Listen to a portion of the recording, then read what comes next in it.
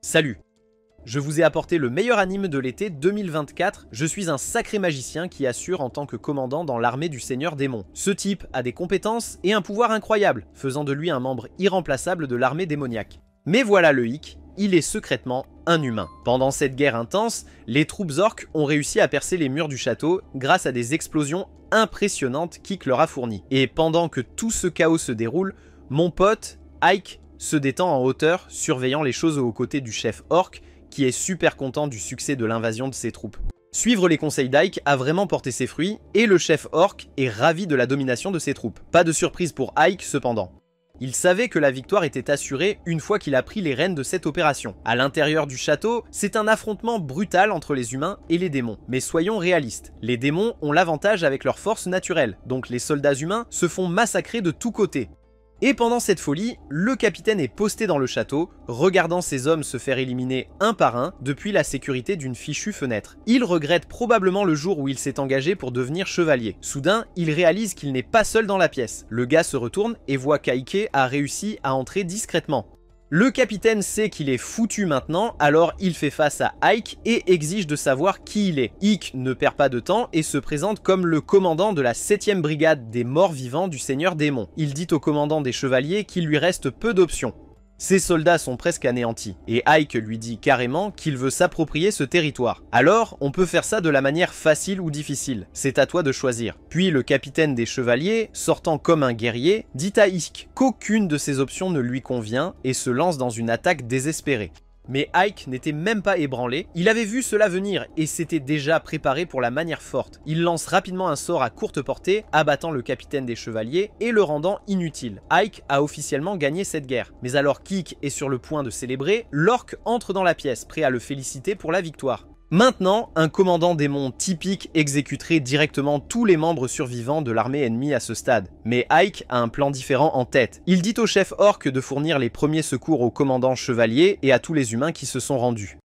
Et voici le clou du spectacle, les amis. Pendant qu'Ike fait tout cela, une sorcière l'espionne à travers sa boule de cristal. Elle est stupéfaite qu'il ait réussi à prendre le château Arsenal avec une seule brigade et une semaine de préparation. Cette sorcière est très intéressée par le potentiel qu'Ike montre au château. Pour éviter d'autres regards indiscrets, Ike érige une barrière autour de lui, s'assurant qu'il n'est pas observé. Enfin, avec un peu d'intimité, il réfléchit à la culpabilité qu'il ressent d'avoir causé tant de mal et blessé tant de personnes. Même si c'était nécessaire pour assurer la victoire, Ike ne s'habituera jamais complètement à l'effusion de sang qui accompagne la guerre. C'est comme une seconde nature pour les démons, mais pour Ike, qui est un humain déguisé, c'est une toute autre histoire.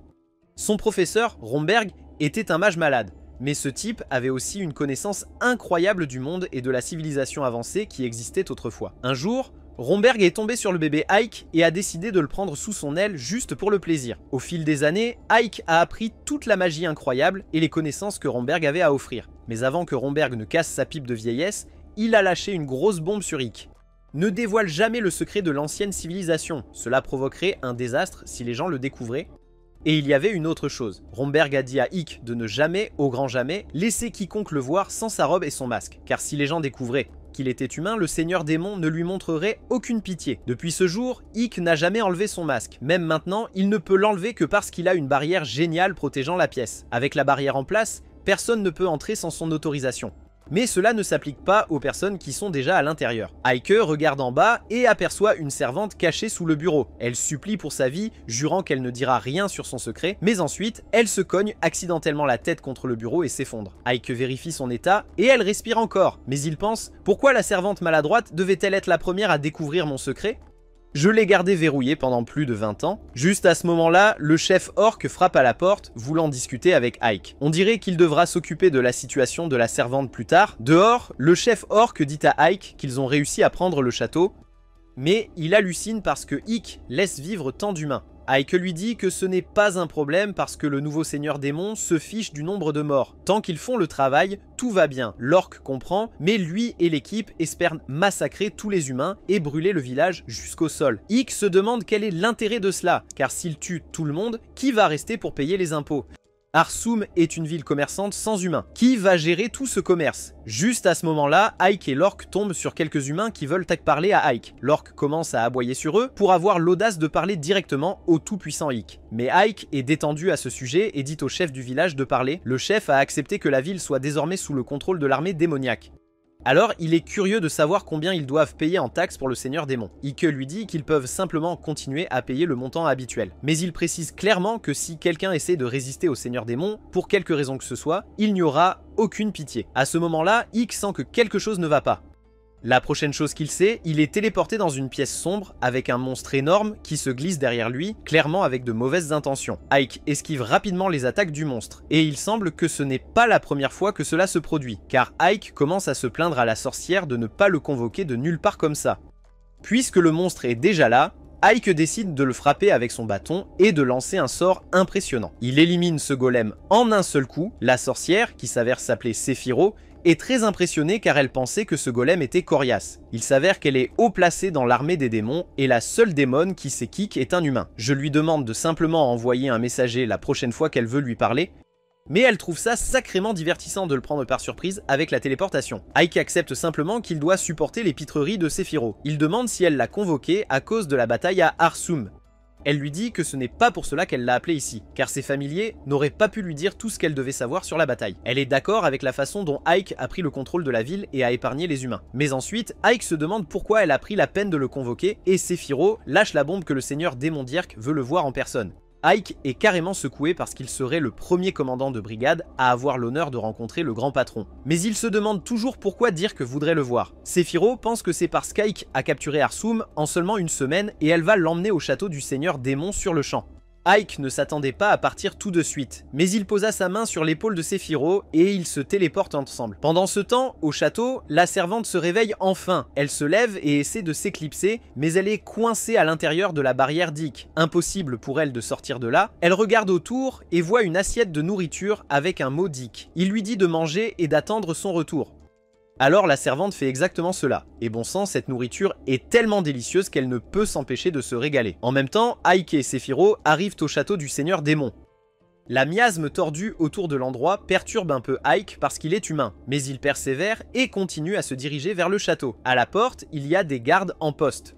Ike demande s'il vérifie tout le monde qui se présente et Sephiroth dit « Oui, ils le font ». Ike commence à paniquer parce que sa couverture va être découverte dès qu'ils lui feront enlever son masque. Mais Sephiroth a un plan. Elle utilise de la magie et entoure Ike d'une aura impressionnante. Quand ils atteignent les gardes, ils montrent tous du respect parce qu'ils savent qu'Ike est le petit-fils de Romberg. S'entraîner sous un mage aussi impressionnant, pas étonnant qu'Ike ait un pouvoir fou. Les gardes laissent entrer Ike et Sephiroth dans le château sans poser de questions. Après un petit moment de marche, Ike demande combien de temps cela va prendre avant qu'ils n'atteignent la salle d'audience. Sephiroth lui dit qu'ils y sont presque, mais Ike souhaite secrètement pouvoir voler comme Sephiroth dans une situation comme celle-ci. Il a toujours été jaloux de sa magie de vol impressionnante. Il peut lancer le sort, mais il n'a pas le même contrôle qu'elle. Donc tout ce qu'il peut faire, c'est sauter très haut avec. Finalement, ils arrivent à la salle d'audience et Sephiroth dit à Ike de rester dehors pendant qu'elle discute d'abord avec le seigneur démon. Une fois qu'elle entre, Ike commence à penser à comment l'actuel seigneur démon, Dirk Cutting, a renversé toute la guerre avec une seule bataille. Ce type est le démon le plus fort qui soit et les gens disent qu'il est impitoyable et sans cœur, comme s'il tuerait n'importe qui qu'il n'aime pas. Mais d'un autre côté, il est aussi connu pour reconnaître le talent, peu importe les défauts que vous avez. Sa nouvelle approche pour diriger les choses a changé l'armée des démons parce que les démons sont nés pour se battre entre eux pour n'importe quoi. Dirk Cutting a accompli tout cela pendant qu'il était le seigneur démon. Et maintenant, Sephiroth appelle Ichio à entrer, alors il se pavane dans la salle du trône. Le seigneur démon est une nana. Dirksen félicite Ike pour avoir capturé Arsum en seulement une semaine et il la remercie pour les gentils mots, mais il ne pense pas mériter autant de crédit. Le seigneur démon trouve étrange à quel point Ike est humble, comme s'il agissait de manière humaine. Ike regrette d'avoir parlé maintenant parce qu'il a failli laisser échapper quelque chose. Heureusement, Sephiroth intervient et explique qu'Ike a été élevé par le magicien légendaire Romberg, et Romberg prônait l'humilité, donc Ike l'a apprise de lui. Elle pense aussi qu'Ike est peut-être plus intelligent qu'elle ne le pensait parce qu'il a épargné les humains même après avoir conquis Arsum. Mais maintenant, Ike s'en veut un peu de ne pas avoir tué ces humains comme un démon ordinaire l'aurait fait. Cela attire toute cette attention indésirable sur lui. Alors, il demande la permission de parler et dit à Dierk qu'il a épargné les humains parce que la peur ne dure qu'un temps. Il a pensé qu'il vaudrait mieux ne pas les éliminer pour qu'ils puissent continuer à vivre leur vie normale et rester productifs. Dierk demande si Romberg partage le même avis et Ike dit oui. Il n'a discuté avec elle qu'un court instant, mais il peut dire que Dierk connaît ces civilisations anciennes dont Romberg lui a parlé. Elle a utilisé ce savoir pour façonner l'armée démoniaque telle qu'elle est aujourd'hui. Dierk se téléporte de son trône et atterrit juste devant Ike, disant qu'il est différent de la plupart des démons. Mais la prochaine fois qu'ils se rencontrent, elle veut voir ce qui se cache sous son masque. Puis elle se téléporte derrière lui et lui dit carrément qu'elle s'attend à ce qu'il continue à tout déchirer à l'avenir. Et dès qu'elle sort de la pièce, je m'effondre carrément parce que je suis tellement nerveux. Sephiroth commence à se moquer de moi parce que je tremblais devant Dierk. Mais bon, même si je suis un magicien badass, je suis toujours un punk. Ce qui m'a tellement secoué, c'est que Dierk pouvait voir à travers mon masque et dire que ce n'était pas mon vrai visage. Mais bon, au moins elle ne sait pas encore que je suis un humain. Sephiroth mentionne aussi que je reçois une sorte de récompense de Dierk pour mes réalisations, bien qu'elle ne l'appellerait pas une récompense. Un peu plus tard, je me téléporte à nouveau à Arsum pour vérifier la servante, et bon sang, elle a englouti toute la nourriture que je lui ai laissée. Alors je regarde autour, et je la trouve évanouie derrière le bureau, je la réveille, et dès qu'elle voit que c'est moi, elle commence à supplier pour sa vie, et à me demander de ne pas lui faire de mal. Je lui dis de se calmer parce que je n'ai pas l'intention de la tuer, mais d'abord, je veux connaître son nom. Elle me dit qu'on l'appelle 13 parce que les esclaves ici ne sont appelés que par leur numéro, mais sa mère l'appelait Sati. Je dis à Sati que je ne peux pas la laisser partir maintenant qu'elle sait que je suis humain, mais elle jure qu'elle ne dira à personne ma véritable identité. Je la crois, mais juste pour m'assurer qu'elle garde sa bouche fermée, je lui dis qu'elle doit être ma servante à partir de maintenant. Sati est plus qu'heureuse d'être ma servante si cela signifie qu'elle reste en vie, donc c'est un marché conclu. Le lendemain, je suis officiellement devenu le dirigeant de cet endroit, appelé Ivalius. Sephiroth m'a dit que c'était la récompense que Darrow avait prévue pour moi. C'est une ville située directement sur la ligne de front et mon travail est de la reconstruire et de doubler ses recettes fiscales. Je ne suis pas trop enthousiaste à ce sujet, surtout parce que c'est Sephiroth qui a pris le contrôle de la ville et détruit tous les murs, la laissant sans défense. Nous sommes en première ligne, mec. Nous avons besoin de reconstruire les murs au cas où l'armée humaine nous attaquerait. Mais quand j'ai demandé à Piggy combien de temps ça allait prendre, il m'a dit que ça prendrait au moins 6 mois. Mec, 6 mois, c'est beaucoup trop long pour qu'une ville n'ait pas de murs. Mais avec seulement de la main-d'œuvre humaine, il n'y a aucun moyen que nous finissions plus vite. Cependant, j'ai un plan pour le faire en seulement 1 mois, et c'est en faisant travailler ensemble démons et humains. Piggy n'a jamais vu humains et démons faire équipe de cette manière. J'ai même eu l'idée d'avoir des quarts de 8 heures pour que nous puissions travailler sur les murs 24 heures sur 24, 7 jours sur 7. Et je paie les ouvriers un salaire décent pour les garder motivés. Alors Piggy est convaincu que je suis le meilleur atout de l'armée des démons, et je suis destiné à être le prochain seigneur démon, sans aucun doute. Le temps passe vite quand un jour, Ike apprend que le roi démon l'a choisi pour recueillir des informations sur une possible alliance que les royaumes humains préparent. Vous voyez, lors de la dernière bataille, les démons ont affronté une armée humaine massive, et elle ne vient pas d'un seul royaume. Sati s'est rapproché d'Ike, alors il décide de l'emmener avec lui dans un royaume voisin pour une mission de reconnaissance. Pendant qu'ils sont là, Sati se fait distraire par un escroc. Mais Ike remarque que le type est en train de monter une arnaque et éloigne Sati. En se promenant, il grignote des fruits, et Ike dit à Sati qu'il est presque sûr que les humains s'allient contre les démons. Sati est toute confuse, alors Ike lui explique. Chaque fois qu'il y a un grand méchant comme le roi démon, les humains mettent de côté leurs différends et unissent leurs forces de tous les royaumes pour abattre leur ennemi commun. Ike dit que cette alliance s'est produite 3 fois dans l'histoire, et à chaque fois, ils ont battu l'armée du roi démon et les ont renvoyés à leur château. Elle demande si les humains vont gagner cette fois aussi, ce qui déstabilise Ike parce qu'elle devrait soutenir les humains. Mais elle dit que les humains n'ont jamais été gentils avec elle et l'ont rendue esclave. Si l'armée des démons n'était jamais arrivée, elle serait coincée comme les autres enfants esclaves pour toujours. Ike réalise à quel point la société est détraquée et assure Sati que le roi des démons actuel est le type le plus sage et le plus fort depuis des siècles. Avant qu'ils ne puissent continuer à discuter, une voix les interrompt.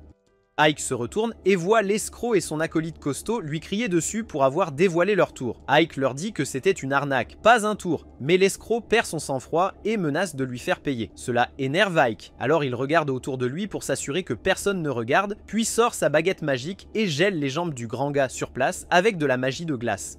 Ils sont choqués de voir qu'Ike est un magicien, mais avant qu'il ne puisse réagir, Ike invoque une série de lances glacées et les pointe vers l'escroc, exigeant des excuses. Cet homme pense qu'Ike bluffe et commence à l'insulter.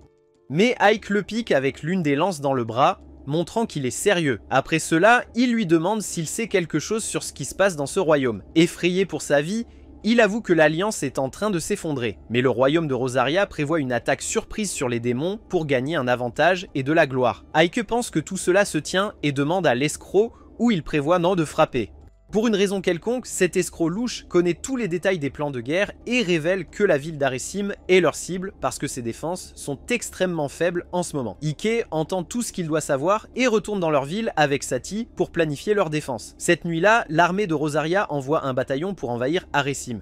Mais avant qu'ils ne puissent même installer leurs armes de siège, des fichus squelettes commencent à sortir du sol. Leur chef, Alistair, leur dit de maintenir la formation parce que les squelettes sont faibles. Mais ils ne savent pas qu'ils marchent droit dans une embuscade. Des flèches pleuvent sur eux comme un enfer, tandis qu'un groupe d'orques surgit de la jungle et commence à écraser leur armée. Alors, Alistair réalise qu'ils sont tombés dans un piège à Aresim. Elle appelle ses soldats à battre en retraite et s'assure que personne ne soit laissé derrière. Pendant ce temps, Ike et Piggy regardent depuis les murs et Piggy félicite Ike de l'avoir sauvé de l'attaque surprise. Avant qu'Ike ne puisse même répondre, quelqu'un tire une flèche par derrière, le touchant et le mettant KO. Quand il se réveille, il est au lit avec Saphiro. Elle dit que Piggy l'a appelé après qu'Ike ait été touché et elle l'a soigné juste à temps pour lui sauver la vie. Elle le félicite pour avoir écrasé l'attaque surprise, mais lui dit qu'il y a quand même eu des pertes humaines. Elle l'avertit que le seigneur démon pourrait commencer à se méfier si cela continue. Mais Ike répond que quoi qu'il arrive, son objectif principal est de rendre ce monde vivable pour les humains et les démons. Elle lui dit de prendre soin de lui et disparaît, tandis qu'il appelle Piggy et lui demande de découvrir ce qui est arrivé au commandant humain. Piggy dit que le commandant a été emprisonné par son officier supérieur, qu'il a qualifié de honte pour s'être retiré du champ de bataille. Le lendemain matin, Ike décide de se rendre à la prison pour rencontrer le commandant. Mais cette agaçante Lily le suit partout et il lui dit de se taire ou de déguerpir. Mais elle s'accroche comme une fichue sangsue pendant qu'ils espionnent les gardes à l'extérieur de la prison. Elle demande si elle doit éliminer les gardes, mais Ike répond qu'il ne veut pas faire de scène pour le moment. Mais avant qu'il ne puisse l'arrêter, cette idiote de Lily s'avance et bat les gardes, affirmant qu'elle ne les a pas tués comme il le voulait. Ils entrent dans la prison, qui s'avère plus grande qu'ils ne le pensaient. Cela va prendre plus de temps pour trouver le commandant. Lily tabasse un des gardes pour obtenir des informations et il révèle que le commandant est au dernier étage et leur remet les clés. Alors qu'ils se dirigent vers les escaliers, d'autres gardes apparaissent et attaquent. Lily tend les clés à Ike et lui dit de continuer pendant qu'elle s'occupe d'eux. Ike regarde Lily botter des fesses et continue d'avancer. Finalement, il atteint le dernier étage, ouvre la cellule et la trouve vide. Mais ensuite, sorti de nulle part, le commandant l'attaque par derrière. Il l'esquive de justesse et elle sort un couteau, l'attaquant à nouveau. D'une manière ou d'une autre, il parvient à l'esquiver et attrape son bâton, la renversant. Il la laisse se relever et elle demande s'il est venu se moquer d'elle ou la tuer. Ike dit « Non, je suis juste venu savoir si tu as envoyé un assassin pour me tuer, moi et Aaron. » La commandante a l'air surprise et demande s'il est un humain, prenant Ike au dépourvu avant qu'il ne puisse comprendre cela. Ils entendent les gardes arriver en courant, et Alistair met un couteau à sa gorge, exigeant de savoir s'il est un démon ou un humain. Ike ne sait pas quoi faire car il se demande s'il doit révéler sa véritable identité ou non. Elle tient le couteau contre son cou, exigeant à nouveau de savoir s'il est un humain ou un démon, tandis que les gardes se dispersent dans la prison, cherchant Ike pour en finir avec lui. Ike réalise qu'il doit agir vite avant de se retrouver dans de gros ennuis, alors il lance une magie sophistiquée qui ralentit le temps autour de lui. Cela effraie Alistair qui comprend rapidement que quelque chose ne va pas, mais il la rassure en disant que cela s'estompera bientôt. Il passe juste à côté d'elle, se dirigeant tranquillement vers les gardes qui avancent au ralenti et qui ne semblent pas bouger.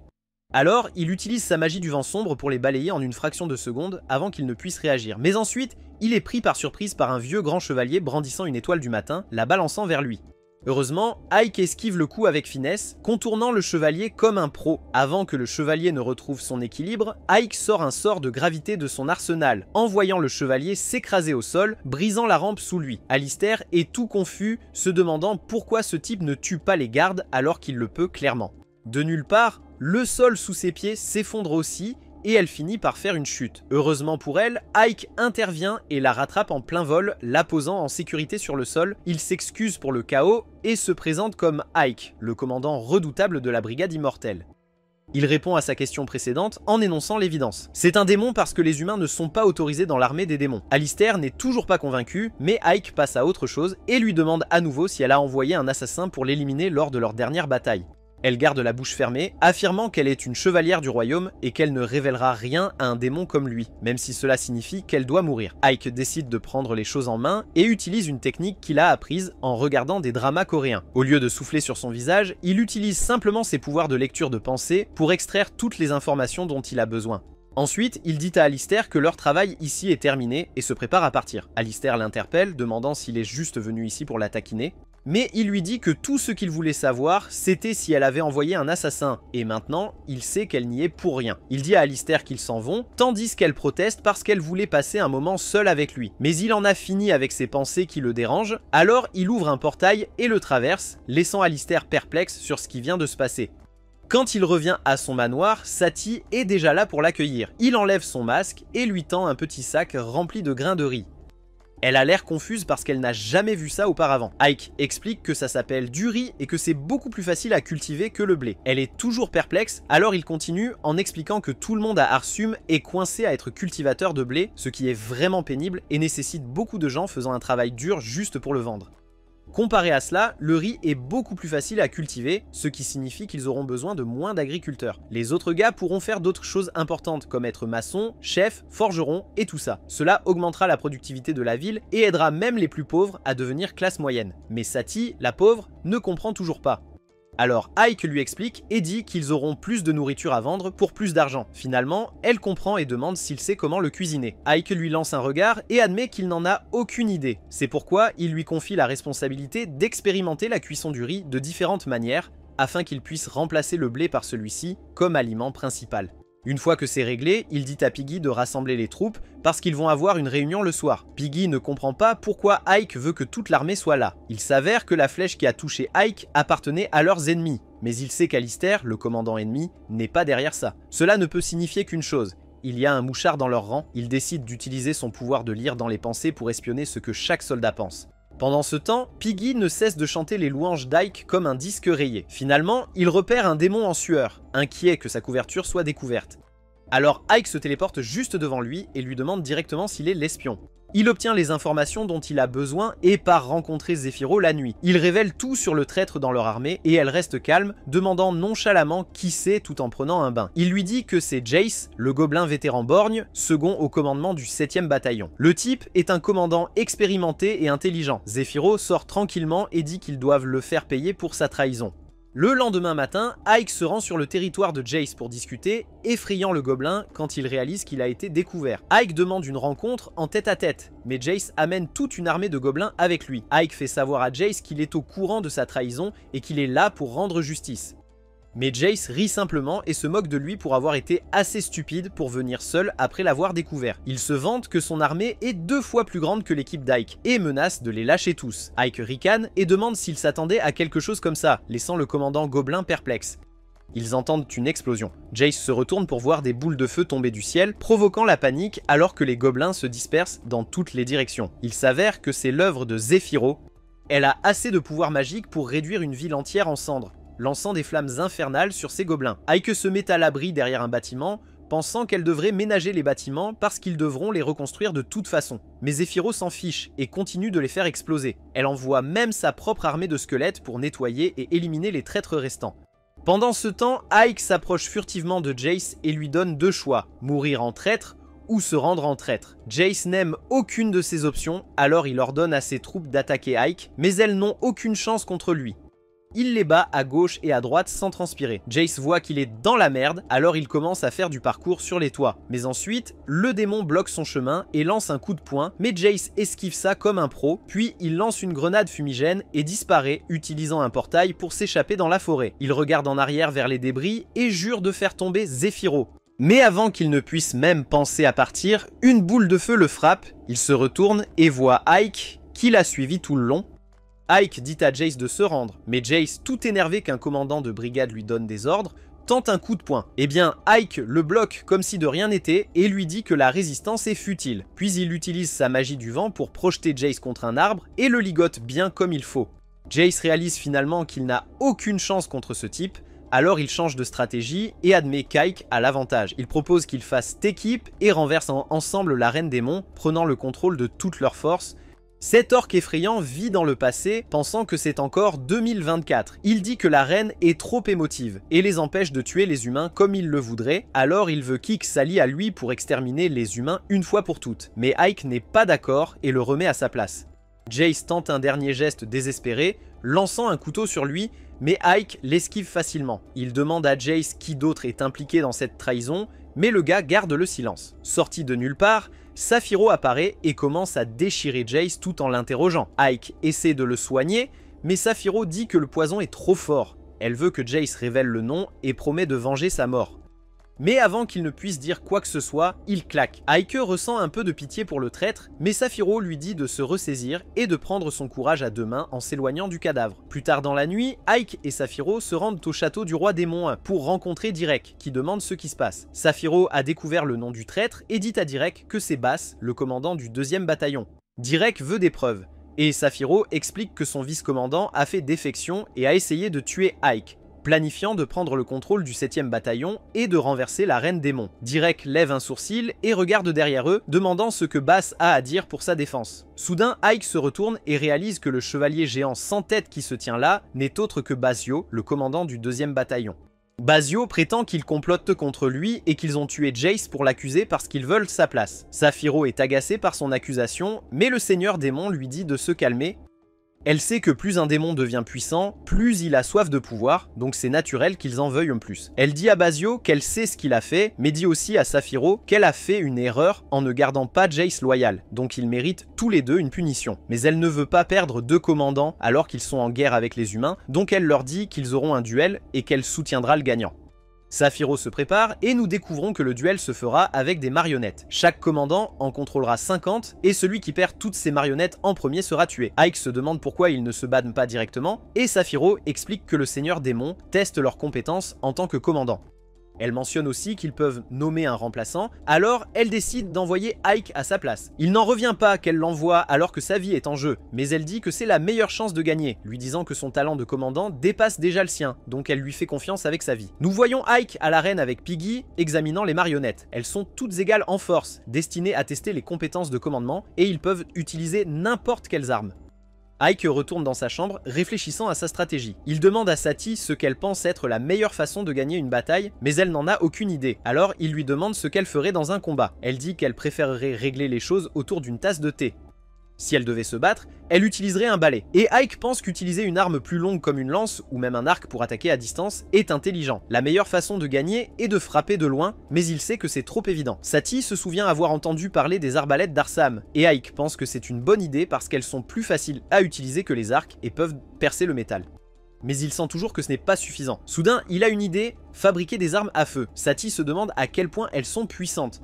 Il mentionne qu'elles sont plus puissantes et peuvent tirer plus loin qu'une arbalète, alors Sati demande comment il peut fabriquer une arme à feu. Il note que Saphiro est une alchimiste puissante, donc il est sûr qu'elle peut l'aider.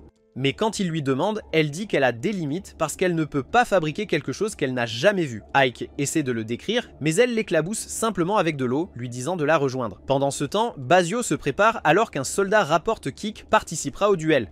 Basio examine une épée et nous découvrons qu'elle est faite de crocs de dragon noir, donc elle peut trancher n'importe quoi. Il est convaincu qu'il va gagner. Ike vient de finir son bain, toujours stressé à propos du duel. Sa chemise vole vers lui et il remercie Saphiro, mais surprise, c'est le seigneur démon. Il commence à paniquer parce qu'il ne porte pas son masque et espère qu'elle ne le reconnaît pas sans.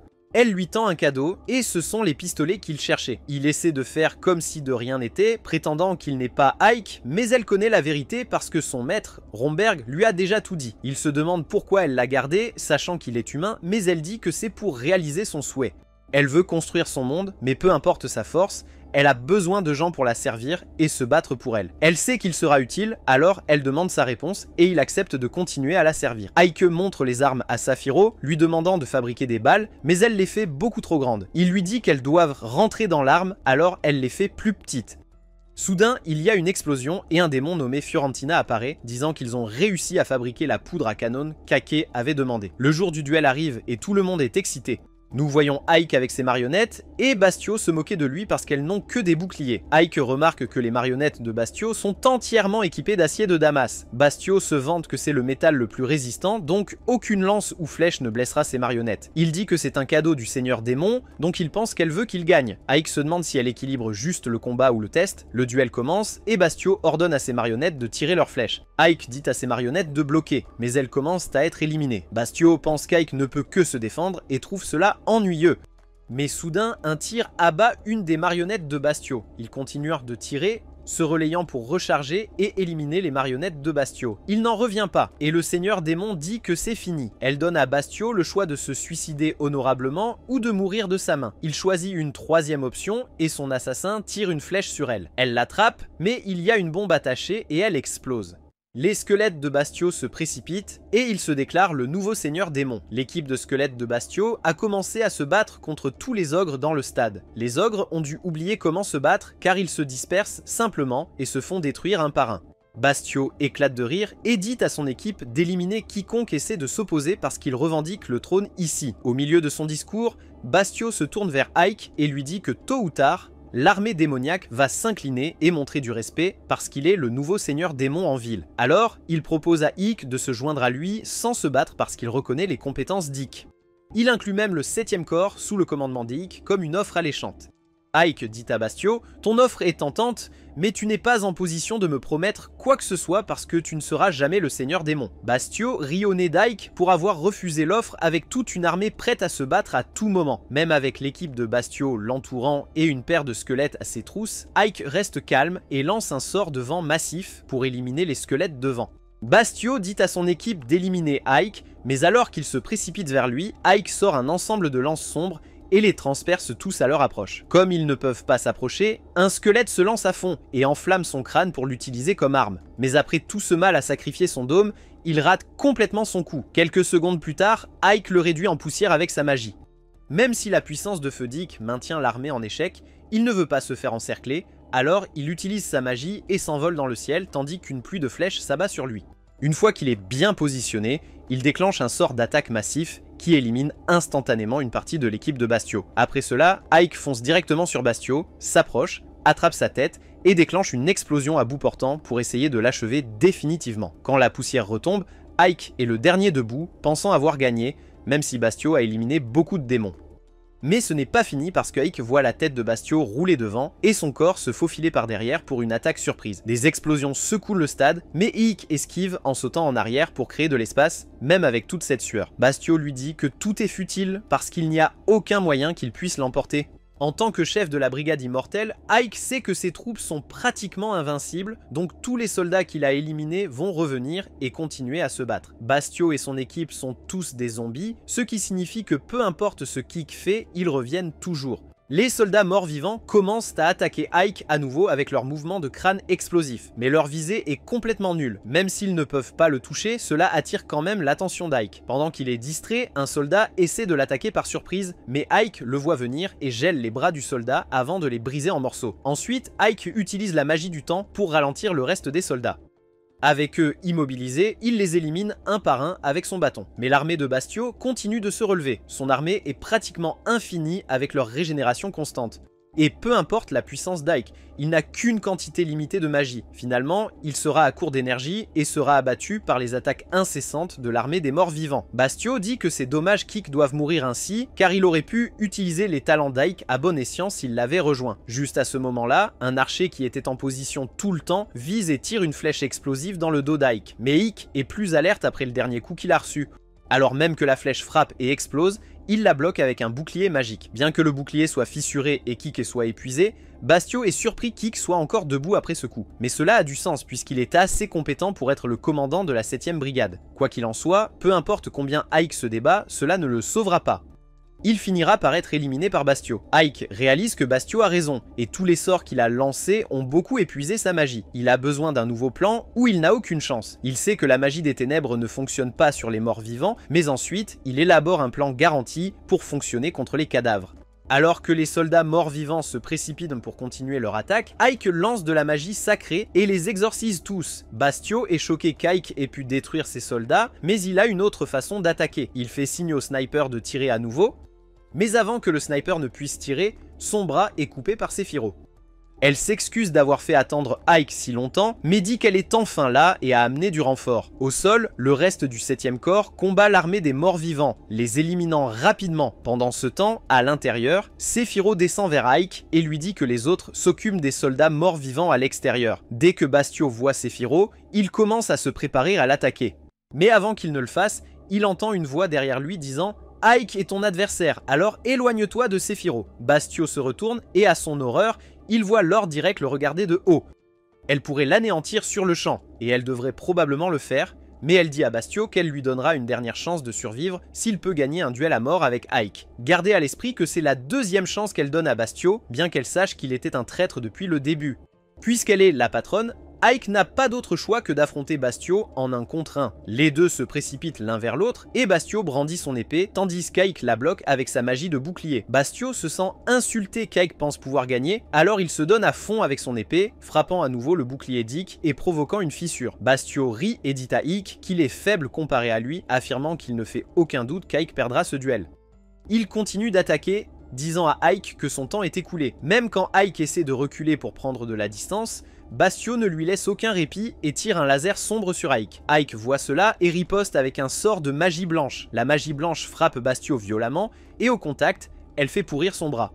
Sephiroth est choquée, elle n'avait aucune idée qu'Ike pouvait utiliser la magie blanche et se demande où et quand il l'a apprise. Mais quand elle regarde le visage calme de Direk, il est clair que Direk savait déjà qu'Ike avait cette magie en lui. Bastio refuse d'abandonner et charge à nouveau Ike. Mais pendant tout ce temps, Ike a un flashback de sa jeunesse quand il étudiait encore la magie sous la tutelle de Romberg. Il se souvient d'avoir été étrangement intéressé par une fleur fanée, mais comme c'était l'heure de ses leçons de magie quotidienne, il l'a laissée de côté et est parti avec Romberg pour étudier.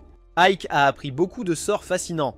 Mais à la fin, il se demandait toujours s'il existait une magie capable de redonner vie à une fleur fanée. Romberg a immédiatement répondu que la magie blanche pouvait le faire, alors Ike a demandé à l'apprendre ensuite. Cependant, Romberg a rappelé à Ike qu'il était censé faire semblant d'être un démon et que la magie blanche est presque impossible à apprendre pour les démons. Romberg a expliqué que la magie blanche puise sa puissance dans un cœur compatissant et que les démons sont naturellement nés pour haïr, donc il manque d'affinité pour elle. Mais comme Ike est humain, il devrait pouvoir l'apprendre. Romberg a précisé que la magie blanche est l'arme la plus terrifiante contre un démon. Donc si Ike veut l'apprendre, il doit être très prudent quant à la façon dont il l'utilise. Ike a accepté d'être prudent, alors Romberg l'a formé discrètement. Passons à maintenant. Ike dit à Bastio que viser à devenir seigneur démon est bien au-dessus de ses capacités. Le gars n'a aucun problème à sacrifier son équipe et il est prêt à poignarder son maître dans le dos juste pour s'emparer du pouvoir. C'est peut-être comme ça qu'un démon fonctionne, mais Ike ne va pas laisser passer ça, démon ou pas. Un dirigeant qui opprime son peuple, c'est tout simplement mal. Bastio dit à Ike de la fermer en disant qu'il ne sait rien. Mais Ike réplique, lui disant de se taire puisque ce sont ses derniers moments. Bastio essaie de l'attaquer à nouveau, alors Ike active sa magie blanche et d'un geste habile tranche le ventre de Bastio, l'achevant pour de bon. Avec Bastio enfin hors jeu, Sephiroth s'approche d'Ike. Soulagée que tout se soit bien passé, Ike réalise que Sephiroth devait savoir que Bastio complotait. C'est pourquoi elle a laissé Ike gérer le duel pendant qu'elle préparait un plan de secours pour la tentative de coup d'état inévitable. Sephiroth ne s'en fait pas trop puisque la plupart des gens s'en sont sortis, à l'exception de quelques centaines de démons civils. Mais pour elle, il n'était pas si important de toute façon. Puis Direk arrive et dit qu'il reste encore un problème majeur à régler. Avec Bastio mort, le 3e noyau est sans chef. Alors elle donne le poste à Ike. Avant qu'il ne puisse dire un mot, elle se téléporte. L'équipe d'Ike arrive pour le féliciter de sa grande victoire, mais quelque chose tracasse Sephiroth. Un peu plus tard, Sephiroth se précipite au château de Direk. Furieuse qu'Ike soit son gars, donc elle devrait décider où il va. Direk est surprise que Sephiroth soit si énervé, puisqu'elle pensait qu'elle serait ravie de la promotion d'Ike. Mais comme Sephiroth travaille sous la direction de Direk, elle a l'autorité d'assigner Ike comme elle le souhaite. Cependant, elle veut entendre la version d'Ike, puisqu'il est juste là. Sephiroth aperçoit Ike qui arrive, supposant qu'il a pris sa décision concernant la promotion. Ike commence en disant que son peuple s'installe enfin dans sa nouvelle vie. Au début, son équipe n'était pas emballée par l'idée de vivre avec des humains, mais ils se sont adaptés, et les humains aussi. Ils vivent en paix, s'entraident, ce qui est un grand pas vers l'objectif ultime d'Ike. Il explique que lorsqu'il s'est engagé dans l'armée des démons, son rêve était de créer un monde où démons et humains pourraient coexister pacifiquement. Et cette vision n'a pas changé. Il enlève son masque pour montrer qu'il est sincère et s'excuse auprès de Direk, disant qu'il doit refuser la promotion. Il a encore beaucoup à apprendre de Sephiroth, mais il promet qu'il fera d'Alas la première ville où humains et démons vivront ensemble en harmonie. La scène passe à Ikk, observant Evalia depuis un point élevé. Sati arrive et demande ce qu'il fait là. Ikk dit qu'il a fait des recherches et a découvert qu'ils peuvent utiliser le système de Norfolk avec le sol et le climat ici tel quel. Sati, qui n'est pas la plus futée, ne comprend pas. Alors Ikk explique, c'est une façon de continuer à cultiver sans laisser les champs se reposer. Elle est toujours perdue, alors Ikk simplifie. En gros, elle peut manger autant de navets qu'elle veut. Sati est d'accord avec ça, et Ikk ajoute que bientôt, ils seront occupés à construire une ville où humains et démons pourront se détendre ensemble. Ensuite, on voit l'armée humaine détruire les démons qui essaient de s'emparer d'une autre ville avec une grande victoire pour les humains. Ensuite, nous passons à Ikk qui utilise sa magie pour faire pleuvoir sur le champ. Il explique qu'en ce moment, ils cultivent du blé, puis laissent les champs se reposer ou font pousser de l'herbe pour le bétail, ce qui prend beaucoup de temps. Au lieu de cela, ils commenceront à alterner entre l'orge, le trèfle, le blé et les navets. Les laisser continuer à cultiver sans laisser les champs se reposer. Sati, qui ne comprend toujours pas, demande s'ils peuvent aussi manger des trèfles. Ikk lui dit « Ou les trèfles sont pour les animaux ». Il lâche ensuite la bombe que si cela fonctionne, ni les démons ni les humains n'auront jamais faim et tout le monde est ravi. La scène passe ensuite à Ikk se détendant dans son bureau, avec Sati lui apportant du thé. Elle le félicite pour sa promotion au poste de vice-commandant, mais Ikk minimise, disant que ce n'est pas grand chose, il y avait juste une place libre, alors il l'a prise. Puis Piggy fait irruption dans la pièce et Ikk demande pourquoi il est si pressé. Piggy dit qu'il y a un sérieux problème et Sati lui rappelle d'appeler Ikk vice-commandant. Piggy se souvient soudainement du nouveau titre d'Ikk et s'excuse pour l'erreur. Piggy supplie Ikk de le punir comme il l'entend, mais Ikk lui dit de simplement cracher la nouvelle. Piggy, tout affolé, oublie pourquoi il est là, alors Ikk suggère, demandant si c'est à propos de l'Alliance des Rois. Cela rafraîchit la mémoire de Piggy et il révèle que l'armée de l'Alliance a commencé à bouger la nuit dernière et que le deuxième corps qui essayait de prendre Alesta a été anéanti. Il explique que le deuxième corps est composé de combattants impitoyables, tous de premier ordre, donc il n'aurait jamais pensé qu'ils seraient détruits à ce point. Ikk se dit que c'est ce qui arrive quand on s'en prend à l'Alliance des Rois, mais la servante ignorante ne sait même pas ce que c'est. Ikk lui explique que c'est l'un des plus anciens pactes de l'humanité. En gros, quand l'armée du Seigneur Démon devient trop puissante pour qu'une seule nation puisse la gérer, tous les pays du continent s'unissent pour la vaincre ensemble. Piggy se demande s'il y a déjà eu une armée de l'Alliance auparavant, et Ikk dit que oui, cela s'est produit 3 fois, et à chaque fois, l'armée démoniaque a été battue. Piggy commence à s'inquiéter pour leur sécurité, et Ikk lui dit qu'Evalias est probablement la prochaine cible de l'Alliance. Il explique qu'ils ont pris Arsum, qui est une base clé, et si les humains la veulent de retour, ils devront attaquer les lignes de front à Evalias. Ikk pense que les démons sont plus forts que les humains dans un combat en tête à tête, mais qu'ils auront du mal face au nombre et au travail d'équipe des humains. Si les humains prennent Evalias, leur armée se dirigera directement vers Arsum et avec leur plus grand nombre, ils lanceront une attaque concentrée et reprendront Arsum. Ikk dit que si cela arrive, leur armée devra se retirer à Doberburg et Piggy sait que c'est une mauvaise nouvelle. Ikk est d'accord et réalise que son rêve de construire une ville où humains et démons peuvent vivre ensemble sera anéanti si les choses se passent ainsi. Il leur dit qu'il n'y a qu'une seule façon de battre le nombre des humains, et c'est avec des armes à feu. La scène passe ensuite à Fiorentina qui dit à Ikk et Sephiroth qu'ils ne peuvent pas produire en masse des armes à feu avec l'alchimie, et Sephiroth demande pourquoi. Fiorentina leur montre une démonstration d'une arme à feu fabriquée par alchimie, et ils voient que ces armes ne sont pas assez puissantes et se cassent après un tir. Sephiroth demande s'ils ont vraiment besoin d'armes à feu, disant qu'ils pourraient simplement écraser les humains avec la magie, mais Ikk la prévient que cela causerait une destruction massive, rendant la reconstruction difficile par la suite. Il explique qu'ils ont besoin d'armes que tout le monde peut utiliser s'ils veulent affronter l'Alliance, et Fiorentina dit que ce sera difficile de les produire en masse, mais qu'ils pourraient y arriver s'ils fabriquent les pièces séparément puis les assemblent. Sephiroth se demande comment ils sont censés fabriquer ces petites pièces, et Fiorentina dit que peut-être les nains peuvent aider. Sephiroth est d'accord avec ça, mais elle mentionne que les nains ont perdu contre les humains, et errent maintenant. Ils auront besoin de beaucoup de nains pour produire les armes dont ils ont besoin, alors elle demande comment ils vont tous les rassembler. Fiorentina ne sait pas, et Ikk suggère de libérer le roi des nains qui est enfermé dans le royaume d'Ismuth. Nous voyons ensuite le roi des nains coincé dans une cellule à Ismuth, repensant au moment où les humains les ont battus. Après leur défaite, les humains ont dit que cela ne serait pas arrivé si les nains avaient écouté, mais le roi a refusé de leur donner leur technologie pour la guerre. Les humains lui ont rappelé les ennuis dans lesquels il se trouvait, et ont menacé de prendre son fils s'il ne coopérait pas. Ils ont dit aux nains d'utiliser leur pouvoir pour le bien du royaume d'Ismuth s'ils voulaient survivre. donc les nains n'avaient pas d'autre choix que de suivre les ordres. Ils ont fini par travailler pour le royaume, puis se sont dispersés à travers le pays. Le roi espère que son peuple va bien où qu'il soit, et il remarque que les gardes à l'extérieur dorment. Lily arrive et déverrouille sa cellule. Le roi nain est surpris de voir un démon et se demande ce qu'elle veut de lui. Elle lui dit de simplement venir avec elle, mais il continue à poser des questions, ce qui agace Lily.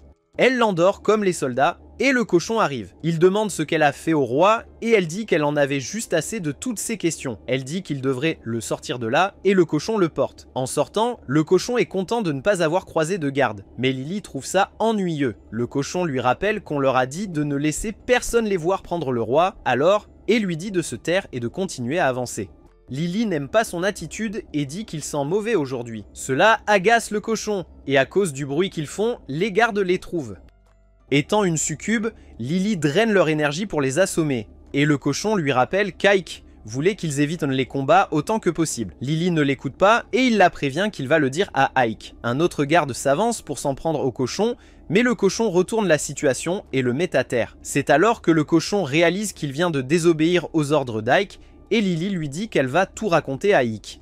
Mais il la supplie de ne pas le faire. Ils parviennent à s'échapper du donjon, mais ils aperçoivent bientôt un groupe de soldats qui se rapproche. Les soldats se préparent à un affrontement en voyant les démons, et le cochon dit à Lily de faire quelque chose. Elle commence à absorber leur énergie, mais elle ne les élimine pas. Pendant ce temps, Ike aperçoit le chaos de loin et se dit qu'il leur avait dit de ne pas faire de scène. Lily et le cochon sont en fuite. Lily étant déjà pleine de toute l'énergie qu'elle a absorbée. Le cochon est perplexe, se demandant pourquoi il y a tant de soldats ici, alors que l'Alliance était censée s'occuper de la plupart d'entre eux. Puis Ike utilise sa magie pour empêcher les soldats de les poursuivre et vérifie avec son équipe s'il y a des problèmes. Le cochon lui dit que tout va bien et mentionne qu'ils ont aussi attrapé le roi. Ike est surpris par la façon brutale dont il traite le roi, et le cochon essaie de le réveiller en le faisant tourner. Mais Ike lui rappelle d'être doux avec lui. La scène se déplace vers Gunther, le roi nain, qui se réveille dans une maison à Avelius, avec Ike à ses côtés. Gunther demande pourquoi il est hors de sa cellule, et Ike lui montre un pistolet, lui demandant s'il peut en fabriquer d'autres. Gunther voit que c'est un travail compliqué, mais dit qu'il peut en fabriquer d'autres, bien qu'il ne soit pas prêt à travailler pour les démons. Il pense qu'Ike essaie juste de l'utiliser comme l'ont fait les humains, et il jure qu'il ne sera jamais l'esclave de qui que ce soit. Ike lui dit que c'est naturel de se sentir ainsi, mais que tout cela concerne le maintien de la paix entre les humains et les démons. Gunther est confus, alors Ike l'emmène dehors pour montrer des humains et des démons vivant ensemble dans sa ville. Ike explique qu'il veut la paix entre les deux, et c'est pourquoi il a besoin de l'aide de Gunther. Gunther pense que c'est une idée intéressante, mais dit qu'il ne peut pas la soutenir.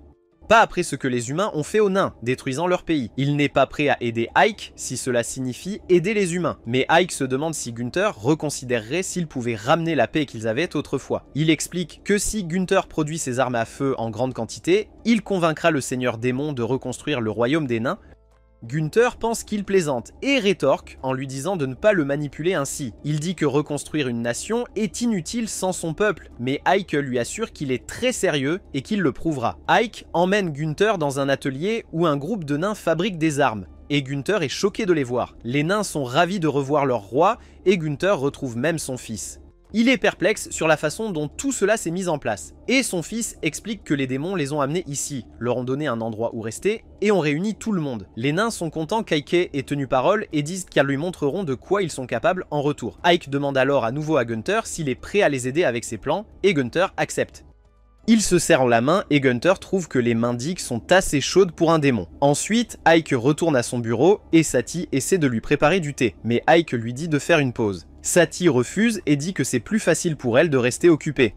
Ike lui suggère de lire quelques livres, mais Sati admet qu'elle ne sait pas lire. Ike pense que c'est une compétence essentielle et dit qu'il lui apprendra quand il aura un peu de temps. Juste au moment où ils partagent un moment, la succube fait irruption, voit à quel point ils sont proches, et demande à la servante si elle essaie de séduire Ike à nouveau. La servante répond calmement qu'elle aide simplement son maître, et les deux commencent à se heurter, littéralement.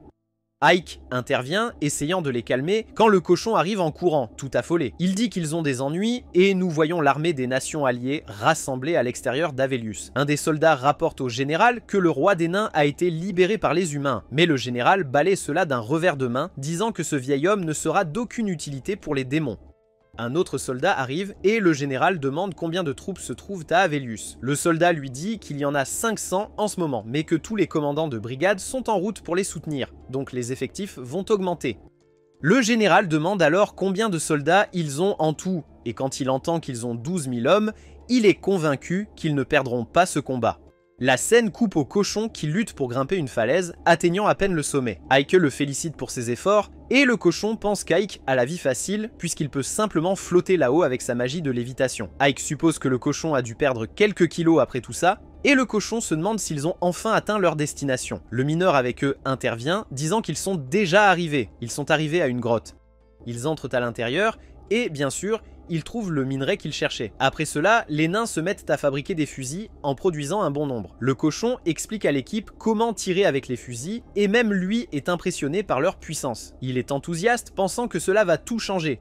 Et pendant qu'ils font tout cela, les autres bataillons arrivent à Evelius pour soutenir Ikk. Ensuite, on passe à Ikk lors d'une réunion avec eux, et l'un des chefs de bataillon est curieux de savoir quel type de magie Ikk a utilisé pour réparer la porte si rapidement. Ikk dit simplement qu'il a juste mis les humains en roulement et les a payés.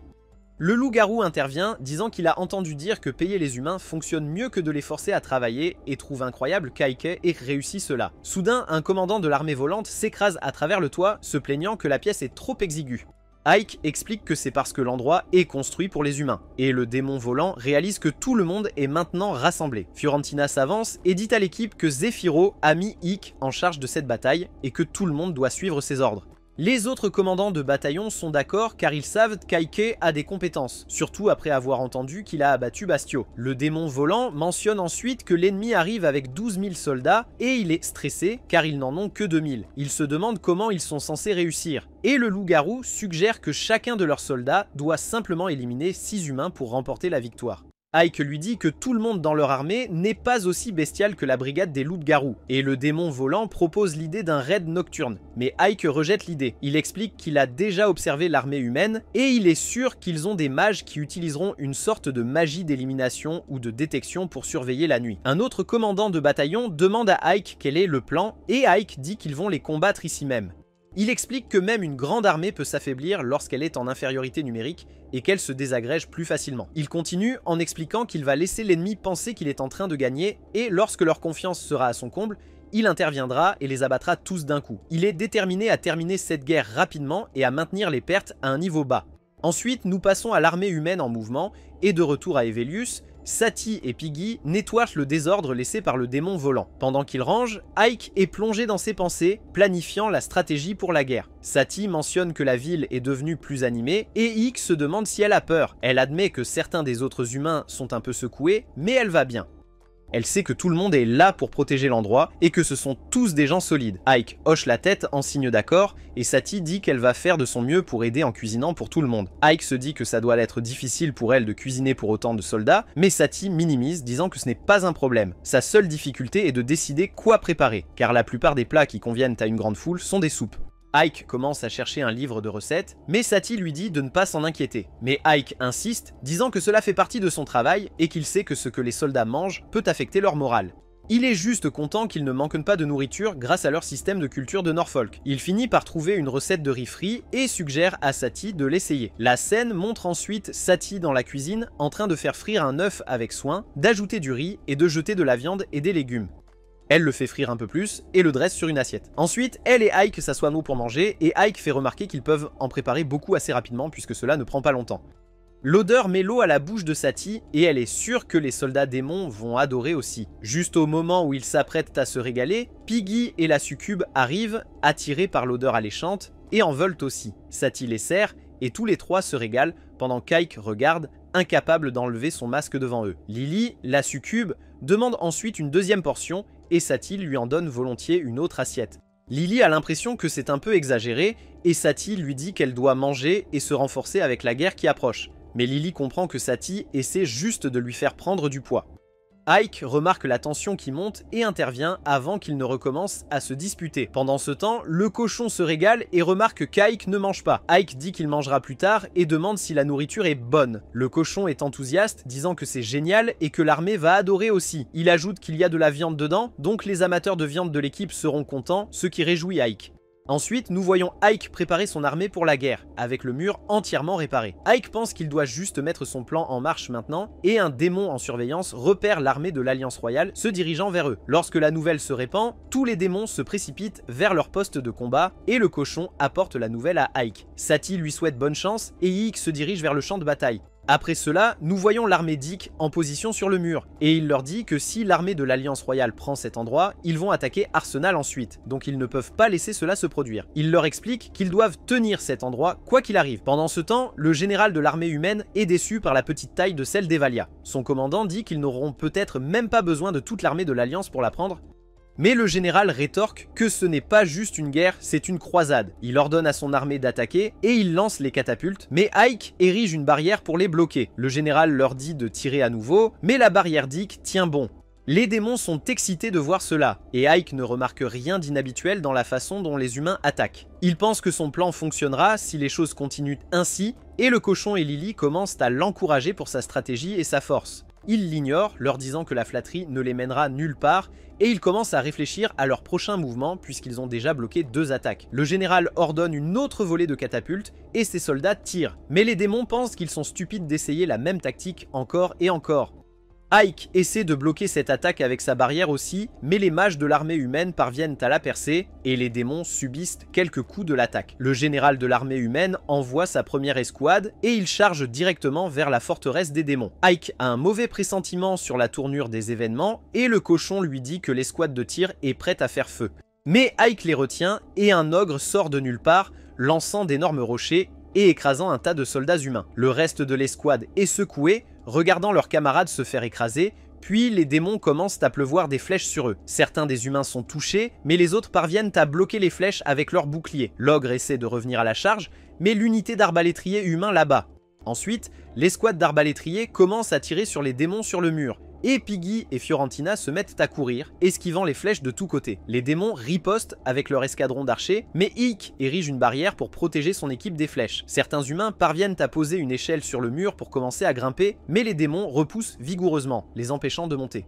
Voyant cela, le commandant humain réalise que ces démons ne reculeront pas facilement. Il se dit que ce n'est qu'une question de temps avant qu'ils ne gagnent, et le général lui demande nonchalamment « Qu'est-ce qu'on mange ce soir ?» Le commandant est pris au dépourvu par la question, et le général lâche la bombe qu'il prévoit de terminer avant le dîner. Le commandant se demande comment le général va s'y prendre, et le général lui dit de préparer une autre attaque de catapulte. Le commandant fait remarquer que cela pourrait blesser leurs propres hommes, mais le général s'en moque. Alors le commandant suit les ordres. Les humains tirent avec la catapulte, et Ike essaie de la bloquer avec sa barrière.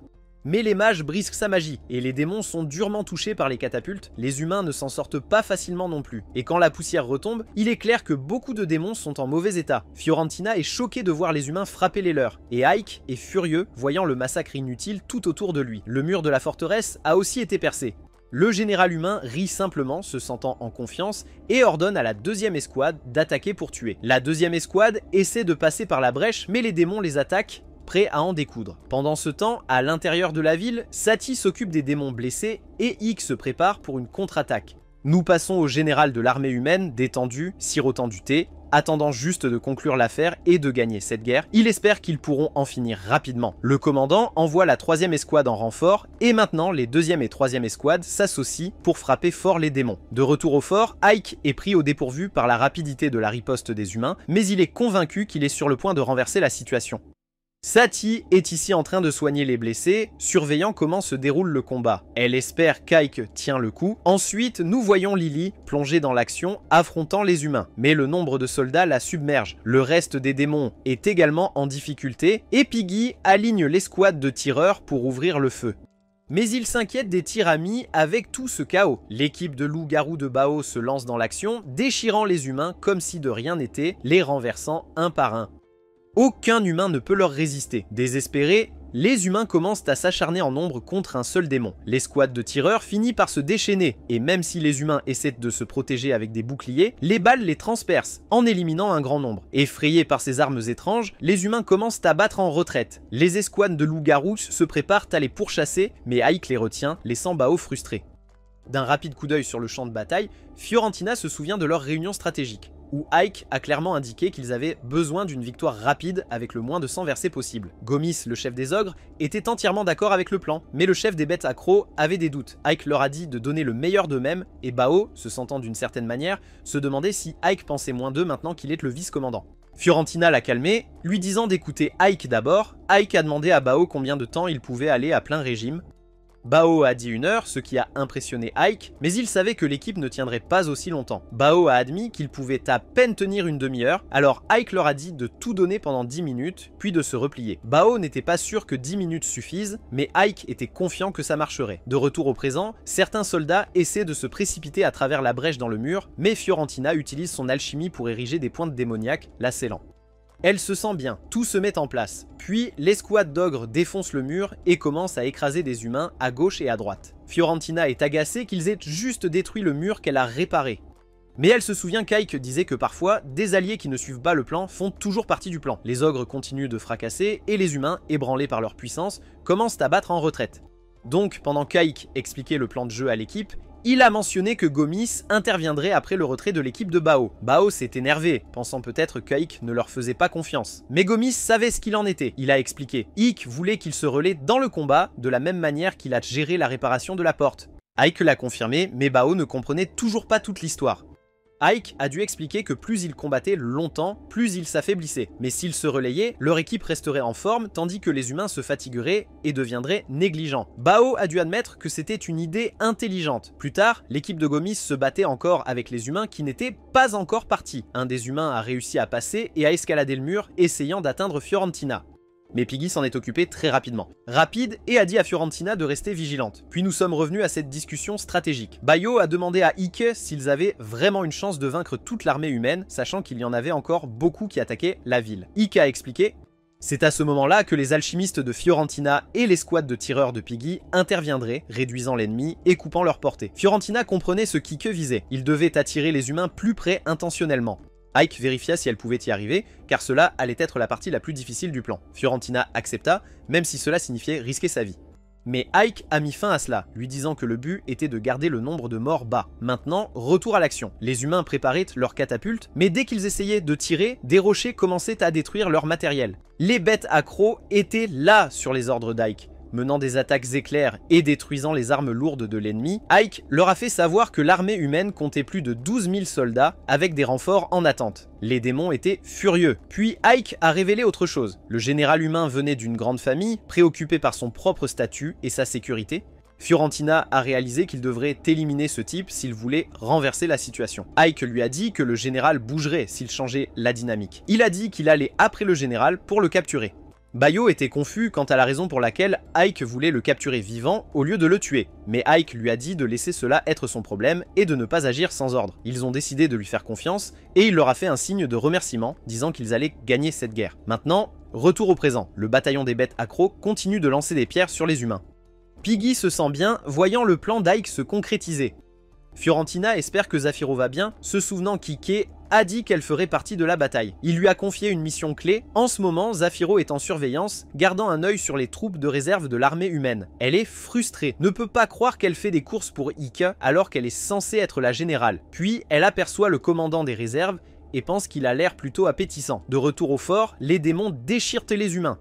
Les humains, même s'ils sont nombreux, sont tous confus. Le général humain apprend qu'une partie de leur mur a été percée, mais ils ne peuvent pas avancer. Leur deuxième et troisième escouade sont presque anéantis. En entendant cela, l'un des commandants dit au général qu'il devrait battre en retraite, avertissant que continuer pourrait être risqué. Mais le général l'ignore et ordonne une attaque totale.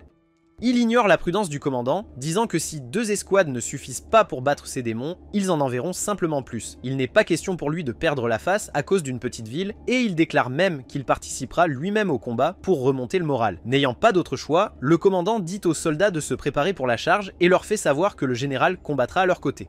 Les soldats s'enthousiasment et commencent à marcher vers le fort. Piggy est choqué de les voir charger avec force, même après avoir perdu 2 escouades. Il se demande si les humains savent même ressentir la peur. Fiorentina intervient, disant qu'ils sont juste stupides.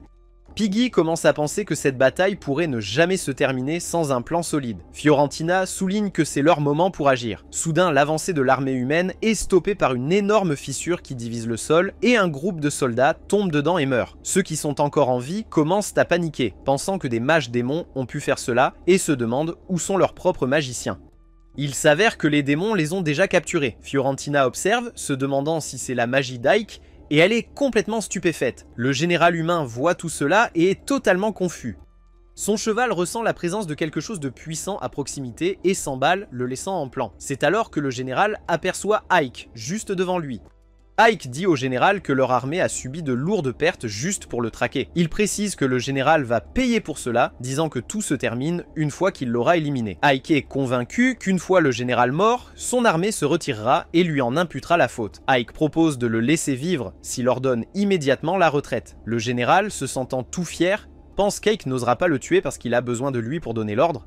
Mais alors, sorti de nulle part, le roi nain brandit sa hache et met le général à genoux. Gunther s'avance, demandant si le général se souvient de lui, puis jure de se venger de ce qui s'est passé autrefois. Il s'apprête à tuer, mais Ike l'arrête avec de la magie. Gunther, totalement confus, exige de savoir ce qu'Ike fait.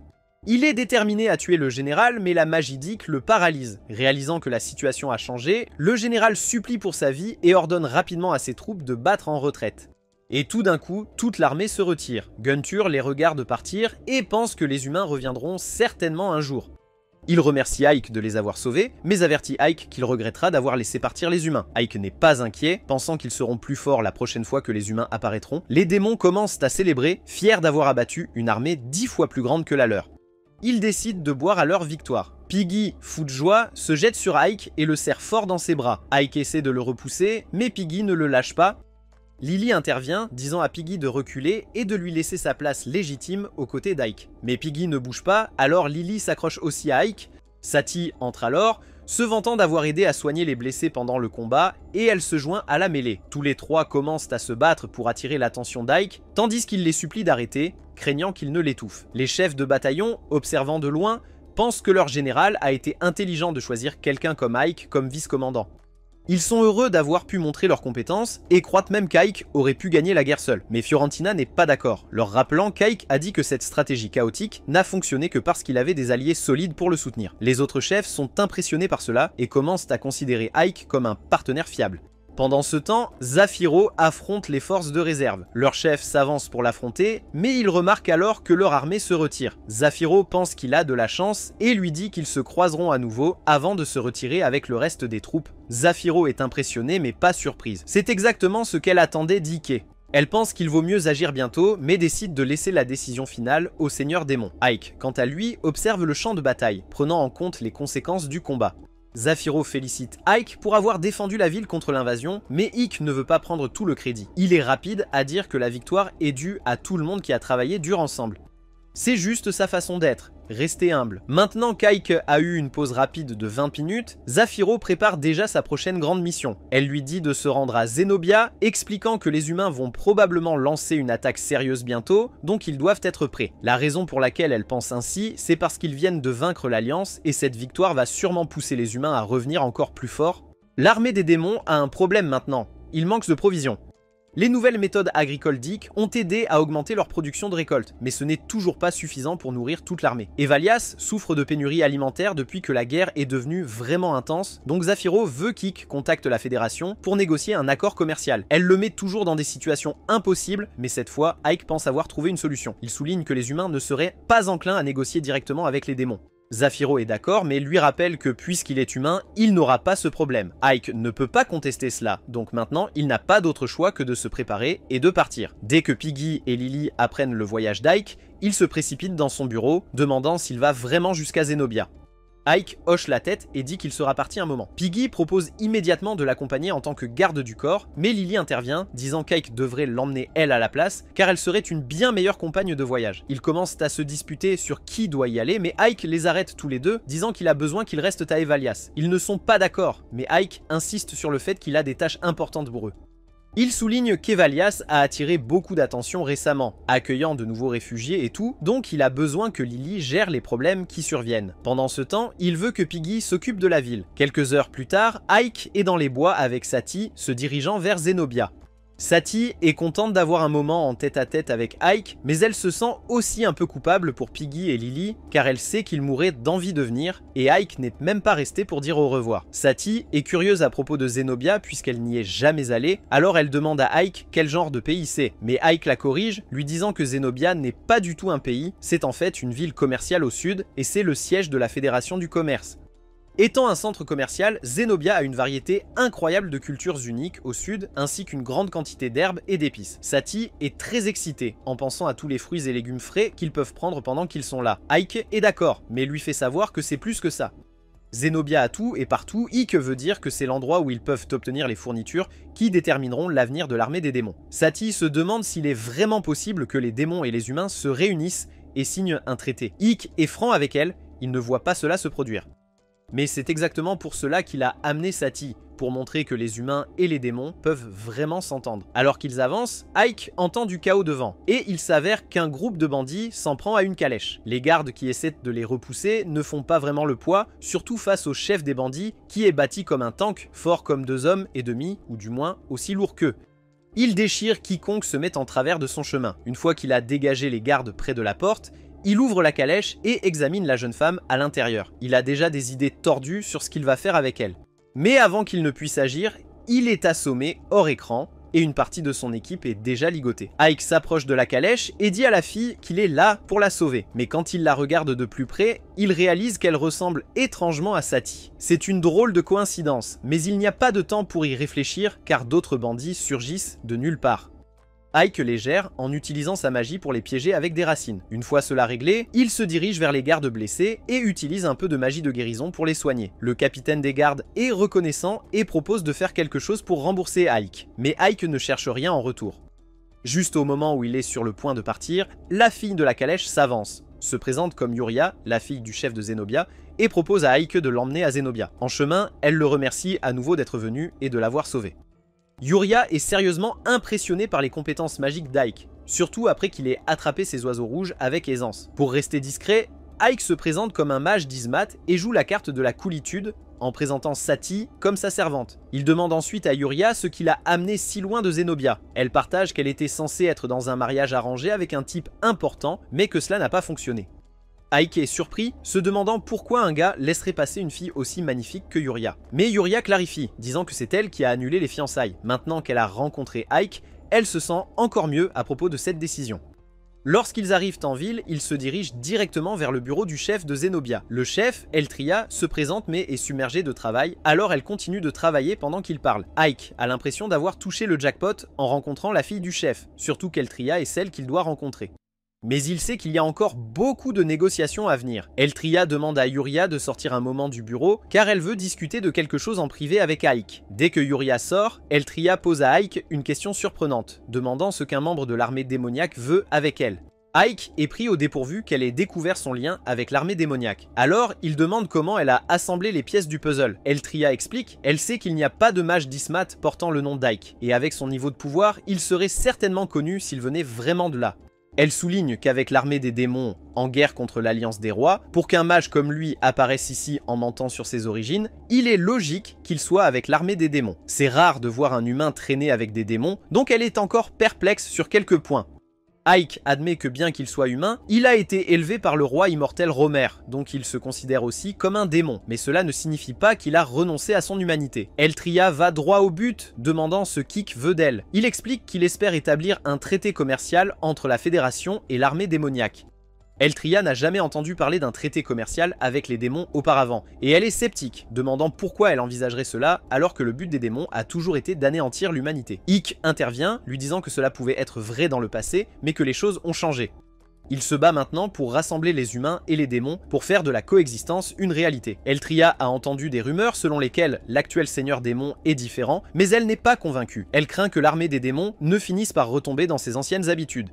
Ikk insiste que cela n'arrivera pas, mais il sait qu'il n'a rien de concret pour le prouver. Eltria met fin à la conversation, disant qu'elle n'a plus rien à discuter. Avant qu'Ikk ne parte, elle demande s'il a un dernier mot, et il décide de jouer sa carte maîtresse en disant « J'ai entendu dire que vous avez un problème de pirate.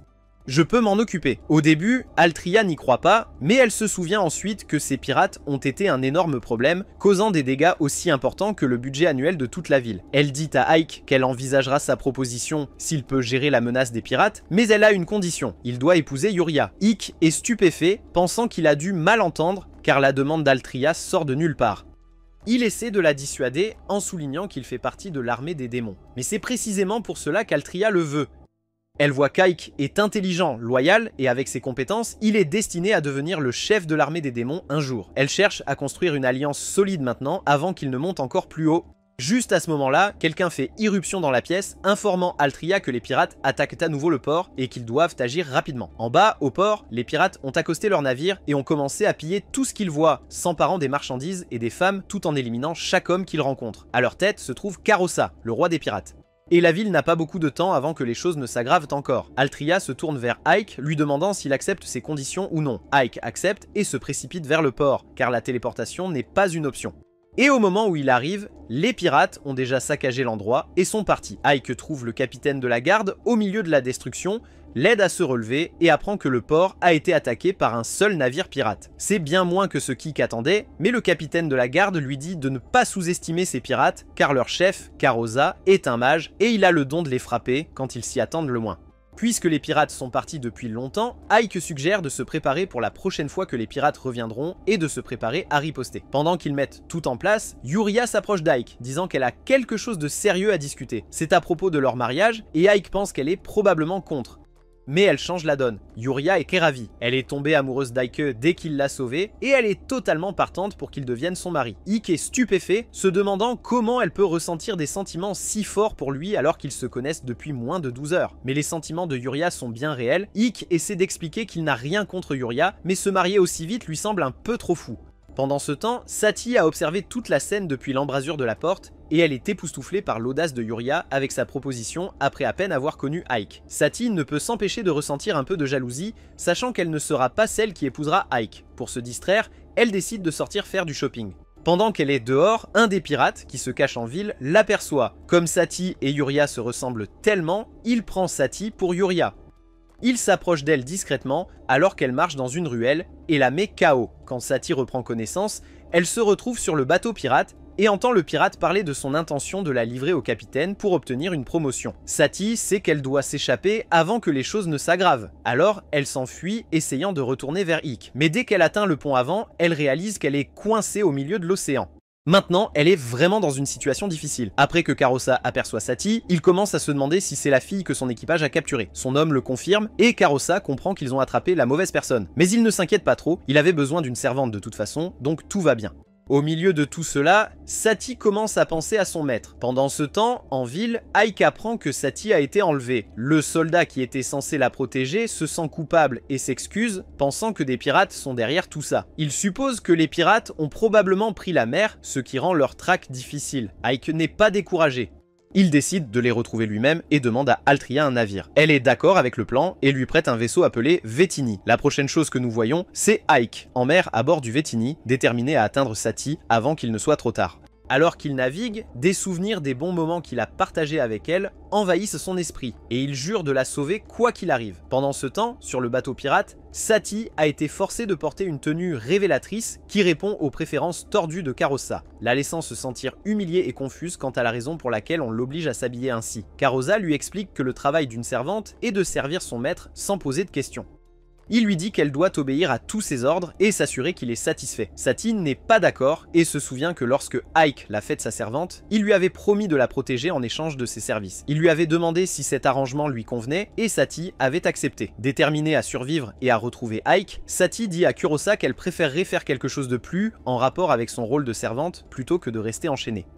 Elle propose de cuisiner pour lui et Kurosa lui donne le feu vert. La scène se déplace vers la cuisine où Sati commence à préparer des légumes. Elle évalue les gardes qui la surveillent et scrute la cuisine à la recherche de quelque chose qui pourrait l'aider à s'échapper. Elle élabore un plan et demande aux gardes s'il y a de l'alcool dans les parages. Lorsqu'ils lui demandent pourquoi elle en a besoin, elle leur dit qu'elle cherche quelque chose de fort à utiliser comme assaisonnement pour rendre la nourriture encore meilleure. Il lui apporte de l'alcool et elle le verse dans une poêle en grillant de la viande. L'alcool provoque une flambée de la poêle et alors que les gardes se précipitent pour éteindre le feu, Sati renverse accidentellement de l'alcool sur l'un d'eux, ce qui fait que les flammes se propagent à ses vêtements. L'autre garde saute pour aider à éteindre le feu, donnant à Sati l'occasion parfaite de sortir de la cuisine. Une fois que le garde parvient à sauver son camarade, ils disent à Sati de nettoyer le désordre, mais quand il se retourne, elle est partie. Ensuite, on voit Sati s'enfuir, esquivant les pirates en se cachant. Les pirates entendent le vacarme venant de la cuisine et s'y dirigent, supposant que c'est juste leur équipage qui se bat pour de la nourriture. Pendant ce temps, Satie se trouve dans une cachette entourée de caisses. Elle en ouvre une et découvre un butin probablement volé à la ville. Elle pense à en parler à son maître, mais elle réalise alors qu'ils sont sur un navire au milieu de l'océan. Même si son maître est fort, la retrouver ici ne sera pas facile. Alors qu'elle réfléchit à cela, elle aperçoit une bougie allumée à proximité et une idée germe dans son esprit. La scène se déplace vers Kurosa qui est tout excité par une autre tenue de soubrette révélatrice, impatient de voir Satie dedans. Juste à ce moment-là, un de ses hommes entre en courant, paniqué, et lui dit que le navire est en feu. La scène coupe pour montrer tout le navire en flammes. Nous découvrons que Satie est le cerveau derrière le chaos, caché à l'intérieur d'un tonneau. Elle espère que son maître remarquera le feu. Les pirates commencent à fouiller le navire, déterminés à l'attraper et à la faire payer pour les avoir défiés, tandis que Satie reste cachée. Les choses se calment à l'extérieur, alors Satie décide de jeter un coup d'œil, seulement pour trouver les deux gardes d'avant juste devant elle. Ils se vendent de leur nez fin, disant qu'ils peuvent détecter l'odeur d'une femme n'importe où, et donnent un coup de pied au tonneau pour la forcer à sortir. Ils lui disent de se rendre, mais Satie ne se laisse pas faire. Elle frappe l'un d'eux avec le couvercle du tonneau à la manière de Captain America. Elle s'enfuit, certaine que son maître viendra à son secours, mais Kurosa n'est pas prêt à la laisser partir si facilement. Il utilise la magie pour immobiliser une de ses jambes et lui dit qu'il ne va pas la tuer, mais qu'elle va payer pour ce qu'elle a fait. Il décide de prendre une de ses jambes comme punition. Juste au moment où l'un des pirates s'apprête à lui couper la jambe, Ike arrive à temps et repousse le pirate, la sauvant. Kurosa plisse les yeux en regardant Ike et demande qui il est. Ike s'avance, disant qu'il a promis de protéger Satie et qu'il est là pour tenir cette promesse. Il avertit Kurosa et son équipage qu'ils ne s'en tireront pas avec ce qu'ils ont fait. Satie se précipite aux côtés d'Ike et Kurosa, ne reculant pas, ordonne à ses hommes de le tuer. Il charge, mais Ike lance un sort de barrière, éliminant certains des pirates. Tous avec de la magie de la foudre. Ike utilise ensuite la magie du vent pour envoyer le reste de l'équipage de Kurosa hors du navire. Satie, étonnée par la rapidité des événements, se demande si c'est vraiment fini. Ike vérifie si elle va bien, lui demandant si elle est d'accord. Elle hoche la tête et Ike est soulagée de voir qu'elle est en sécurité. Elle le remercie de son inquiétude, même si elle se considère comme juste une esclave, quelqu'un qui pourrait être remplacé sans hésitation. Mais Ike rejette cela, lui disant qu'elle est sa servante et qu'il ne l'abandonnera jamais. Il dit qu'il a vu son signal de loin, preuve qu'elle croyait en lui. Il la félicite pour son courage. Avant qu'ils ne puissent profiter de leur moment, Kurosa, toujours sur le navire, intervient. Réalisant qu'Ike n'est pas un mage ordinaire, il tire un canon à eau sur Ike et Satie, mais Ike le bloque avec une autre barrière. Kurosa est impressionné qu'Ike ait trouvé le navire, mais déclare que Satie lui appartient désormais. Il lance une autre attaque de magie de l'eau, mais Ike esquive, protégeant à nouveau Satie. Ike se retire ensuite dans le navire avec Kurosa à ses trousses, confiant qu'ils ne peuvent pas s'échapper puisqu'ils sont piégés sur un navire. Kurosa frappe à nouveau avec un canon à eau, les projetant cette fois hors du navire. Il pense brièvement qu'il est peut-être allé trop loin, mais il remarque ensuite qu'Ike flotte toujours au-dessus de l'eau avec Satie. Ike commence à charger un puissant sort d'eau et rappelle à Kurosa qu'il l'avait prévenu qu'il n'y a pas d'échappatoire. Ike déclenche un sort appelé Aqua Tempest et de loin, l'équipage d'Ike sur un autre navire voit le chaos et se demande ce qui se passe. Soudain, Kurosa est projeté sur leur navire, les laissant sous le choc. Quelques instants plus tard, Ike et Satie arrivent sur les lieux et Ike leur dit calmement qu'il est temps de rentrer. La scène se déplace ensuite vers leur navire retournant à Trade City avec les pirates capturés à la remorque. Ike dit à Satie qu'il n'a réussi à capturer les pirates que grâce à sa rapidité d'esprit. Grâce à son coup, ils ont non seulement trouvé les pirates, mais ont également récupéré les marchandises volées. Satie sourit d'une oreille à l'autre, se sentant bien en l'entendant la féliciter. Puis, nous passons à Eltria, qui félicite Ike pour avoir capturé les pirates sans les éliminer. Ike reste honnête, disant « Je ne tue pas inutilement ». Eltria est surprise d'entendre cela de la part de quelqu'un qui fait partie de l'armée d'un seigneur démon. Elle lui dit « Passons maintenant à notre accord commercial puisque tu as rempli mes conditions ». Elle l'avertit également de garder cet accord secret car rien de bon n'arrivera si l'Alliance des Nations le découvre. Ike est d'accord avec ça et est reconnaissant qu'elle soit prête à commercer avec eux. Elle propose de discuter en détail des termes de l'accord, alors ils commencent à tout décomposer. La scène se déplace vers une ville dévastée par la guerre, où l'on voit des corps de démons éparpillés dans les ruines. Les autres démons sont blessés et en difficulté, et Saphiro ne va pas beaucoup mieux. Un des membres de son équipage essaie de la soigner, mais il manque cruellement de fournitures, à peine assez pour tenir 3 jours. Fiorentina découvre qu'ils n'ont même pas réussi à prendre des rations dans cette ville détruite qu'ils ont attaquée. C'est alors qu'ils réalisent qu'ils ont été trompés pour attaquer cet endroit, et Saphiro comprend que l'armée de l'Alliance vise à les affamer. Elle déclare qu'elle retourne au combat, mais Fiorentina le déconseille, soulignant qu'elle n'est pas complètement rétablie. Saphiro sait que rester sans rien faire n'améliorera rien. Elle est déterminée à abattre autant d'humains que possible, même si cela lui coûte la vie. Puis la scène passe à Zenobie où Ike est habillé dans une tenue élégante. Satie apparaît dans une robe magnifique et complimente Ike sur son apparence. Il lui rend l'appareil, se demandant si elle est assez forte pour être hors du lit. Elle insiste sur le fait qu'elle va bien et mentionne que ce serait dommage de ne pas assister à la fête, surtout puisqu'elle est organisée en leur honneur.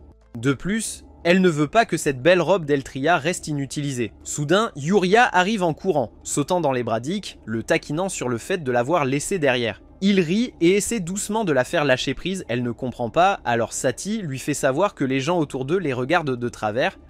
Voyant cela, Yuria lâche Ike. Satie redresse ensuite la robe froissée d'Ike et ils entrent dans la salle de fête. En entrant, tous les regards se tournent vers Ike, pensant qu'il ressemble à un gars ordinaire.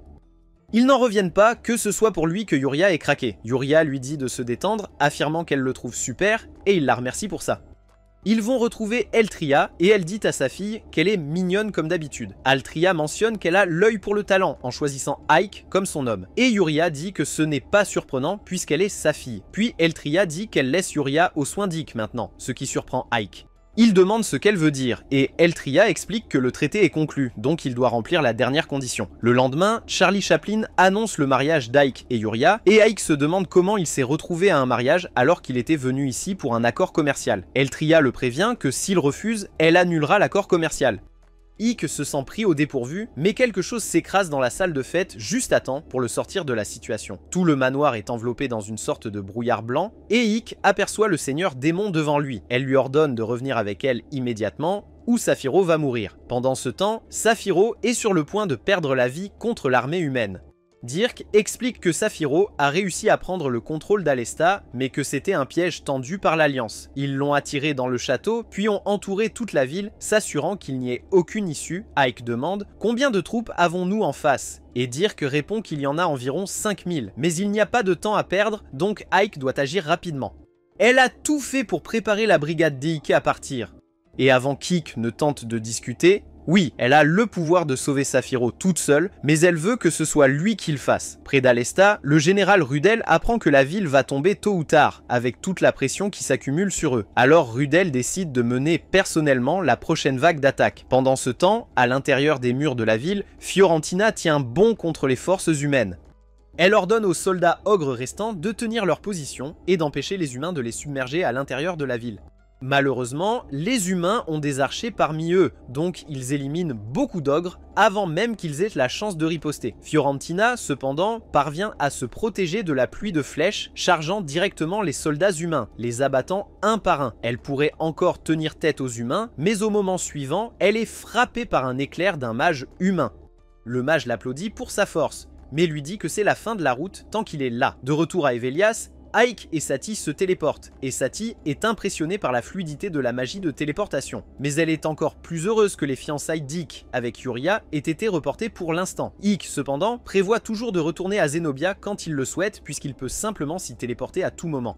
Quelques instants plus tard, Piggy entre en courant dans le bureau d'Ike, l'air vraiment inquiet pour quelque chose. Ike lui demande ce qui se passe, et Piggy explique que l'Alliance des Rois a lancé une attaque totale sur Evolias pendant qu'Ike était absent. La ville est en mauvais état, des gens ont été gravement blessés dans l'attaque, et Piggy n'arrive pas à croire que l'Alliance ait aussi ciblé Evelias. La ville aurait été complètement envahie si l'aide n'était pas arrivée. Et bien que cela semble incroyable, Piggy dit à Ike que celle qui a sauvé Evolias était une jeune fille. Cette fille était incroyablement forte, affrontant toutes les forces ennemies toute seule. Ike comprend ce qui se passe et dit à Piggy qu'il se rend immédiatement à Alesta pour soutenir Saphiro. Il a besoin de savoir combien de troupes sont prêtes à partir tout de suite.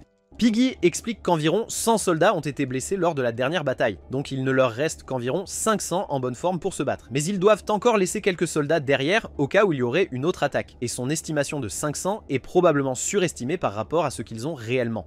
Piggy demande alors à Ike combien de troupes l'ennemi a, et Ike décompose la situation. Ils affrontent 5000 soldats, et pour être honnête, les chances de gagner sont minces. Cela aurait été beaucoup plus facile si les autres chefs de brigade étaient là pour aider. Mais ils sont tous occupés avec d'autres missions, donc l'équipe d'Ike va devoir affronter cela seule. Pendant qu'ils discutent, le roi nain entre dans le bureau d'Ike, offrant son aide, disant qu'il pourrait régler sa dette envers Ike en aidant dans cette situation. Ike dit au roi nain qu'il n'a pas besoin d'intervenir, puisque toutes les armes qu'il et son peuple ont fabriquées étaient déjà plus que suffisantes pour rembourser Ike. Mais le roi nain insiste. sentant qu'il doit encore plus à Ikk après tout ce qu'Ikk a fait pour lui. En plus de cela, il y a des centaines de guerriers nains ici avec lui, prêts à se battre dans la bataille à venir. Ikk demande si le roi nain est vraiment sûr de cela, lui rappelant que la bataille qu'il mène n'a rien à voir avec les nains. Mais le roi nain est investi dans l'issue de ce combat. Si l'armée des démons gagne et unifie le monde, cela sera formidable pour les nains puisque Ikk leur a promis leur propre pays. Ikk reconnaît qu'il a fait cette promesse, mais avec la situation actuelle, l'armée des démons a des difficultés en ce moment. Il pourrait donc ne pas être en mesure de la tenir. Le roi nain n'est pas inquiet, disant que si l'armée démoniaque perd, peu importe. Mais Ikk a donné un foyer aux nains quand ils erraient sans en avoir. Et rien que pour cela, le roi nain est prêt à soutenir Ikk jusqu'au bout en reconnaissance de ce qu'Ikk a fait pour eux. Ikk remercie le roi nain pour sa loyauté et accepte son aide. Mais il s'avère que le roi nain n'est pas le seul prêt à se battre aux côtés d'Ikk. Tous les humains non blessés à Hevelias se sont mobilisés, prêts à rejoindre la bataille aussi. Ikk les regarde et leur demande s'ils sont sûrs de vouloir se battre avec lui, sachant que cela signifie qu'ils se rangent du côté de l'armée des démons dans cette guerre. Les gens s'approchent d'Ikk, lui disant clairement qu'ils n'ont aucune idée de combien de temps cette guerre va durer. Mais ils en ont assez de rester en arrière et de regarder. Ils veulent se battre de leurs propres mains pour protéger leur foyer. L'ancien dirigeant d'Hevelias les avait accablés de taxes impossibles, les obligeant à travailler jusqu'à l'épuisement juste pour répondre aux exigences. Mais depuis qu'Ikk a pris les commandes, les choses à Hevelias se sont nettement améliorées par rapport à avant. Toute haine qu'ils avaient pour les démons a disparu depuis longtemps, surtout après la dernière bataille où les démons se sont sacrifiés pour mettre les humains en sécurité. Sans l'intervention d'Ikk, ces gens ne seraient probablement même pas en vie aujourd'hui. Ils lui doivent plus que suffisamment pour leur avoir donné une chance d'une vie meilleure. Piggy, en revanche, n'est pas d'accord avec l'idée que les humains prêtent main forte. Avant qu'il ne puisse finir de parler, Lily le met à terre pour avoir osé penser qu'il peut dire à Ikk quoi faire. Et Sati intervient juste après en ridiculisant Piggy pour son comportement stupide. Quand ils en ont fini avec lui, Piggy est allongé par terre, remettant en question toute sa vie. Pendant ce temps, Ikk se tourne vers toutes les personnes qui ont dit qu'elles combattraient avec lui. Il leur dit qu'il va diviser les forces en deux groupes. Un groupe se dirige vers Olesta avec lui, tandis que l'autre groupe restera pour protéger Hevelias. Mais Ikk précise bien au groupe qui reste qu'il y a un risque sérieux. L'Alliance des Rois pourrait attaquer à nouveau pendant son absence. Si cela arrive, Ikk sait qu'ils n'ont aucune chance de gagner. Alors il leur dit clairement, si l'Alliance attaque, rendez-vous immédiatement. S'ils essaient de se battre, l'Alliance les considérera comme des traîtres, ne montrera aucune pitié et pourrait même les exécuter tous. Quoi qu'ils fassent, ils ne devraient pas essayer de provoquer l'Alliance des Rois. Le lendemain matin, Ikk et ses troupes se mettent en route pour Olesta. Cela va prendre environ 4 jours pour y arriver par voie terrestre. Grâce à tout le soutien, l'escouade d'Ikk s'est agrandie, mais l'ennemi à Olesta a toujours beaucoup plus de monde.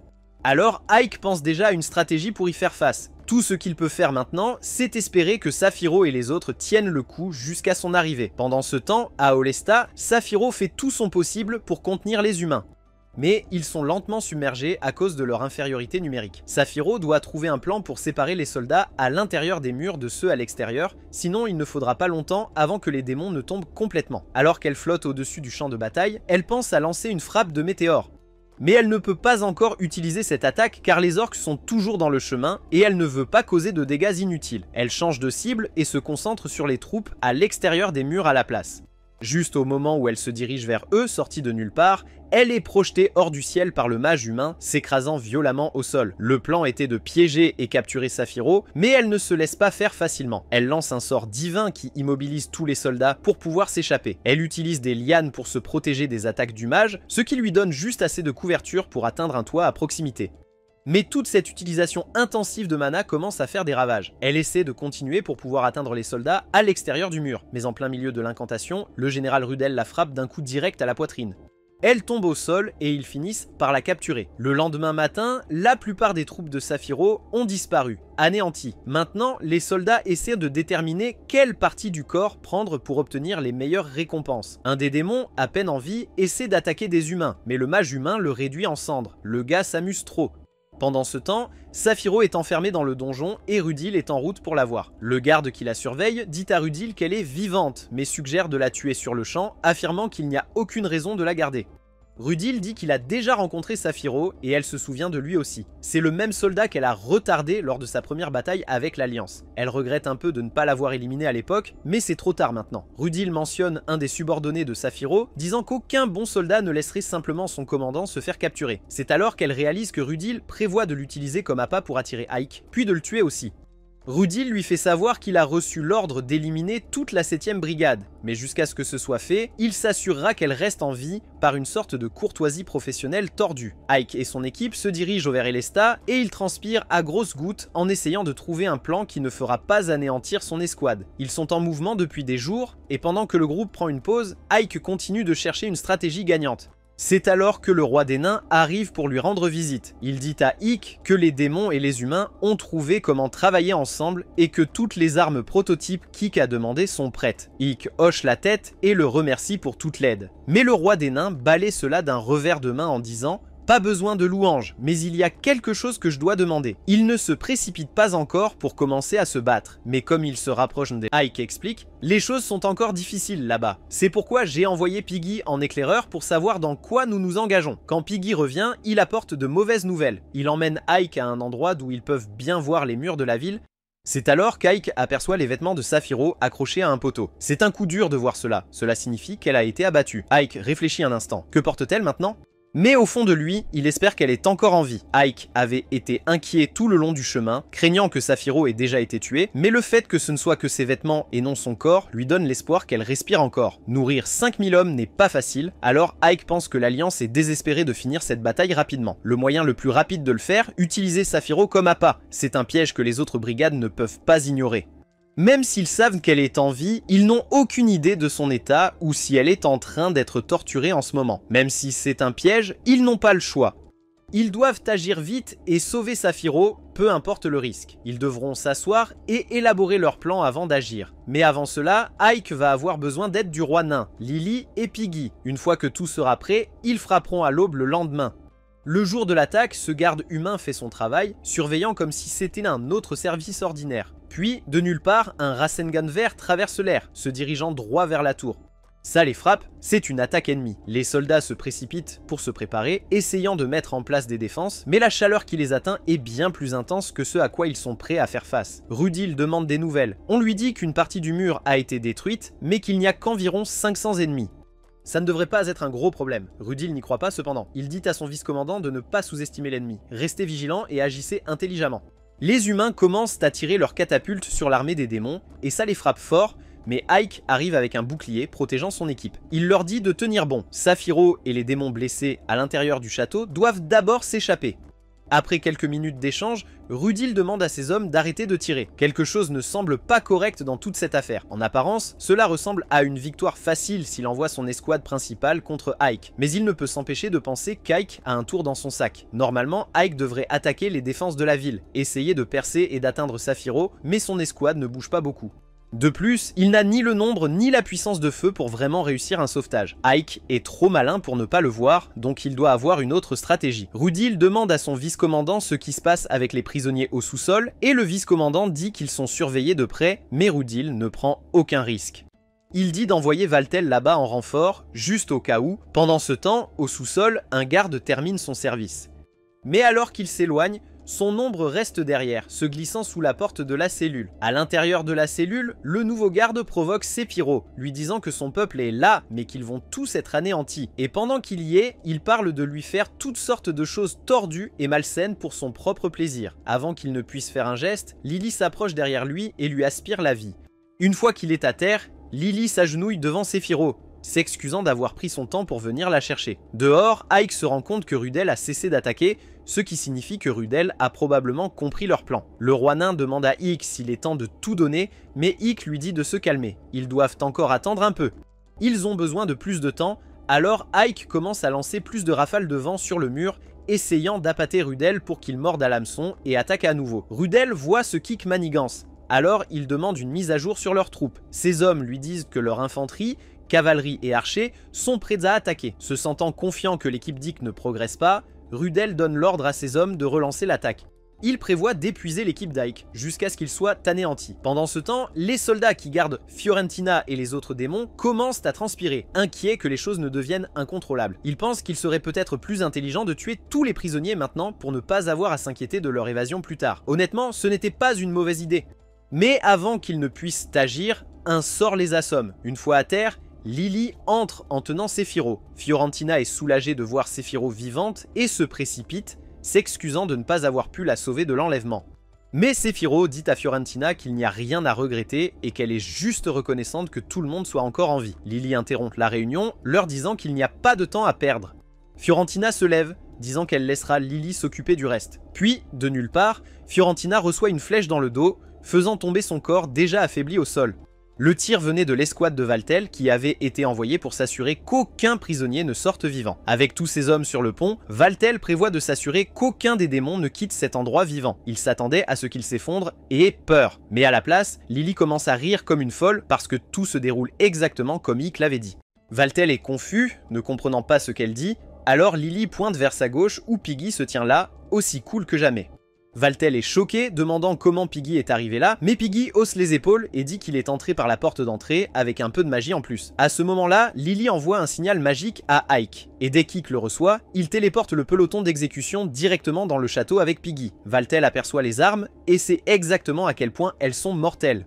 Mais au moment où il peut réagir, il est déjà trop tard. Ses soldats tombent par dizaines alors que le peloton d'exécution les mitraille. Une fois à court de munitions, Valtel essaie de rallier le reste de ses troupes pour riposter, mais la situation dégénère rapidement. Les orques restants commencent à décimer ses hommes et un gars se fait littéralement carboniser.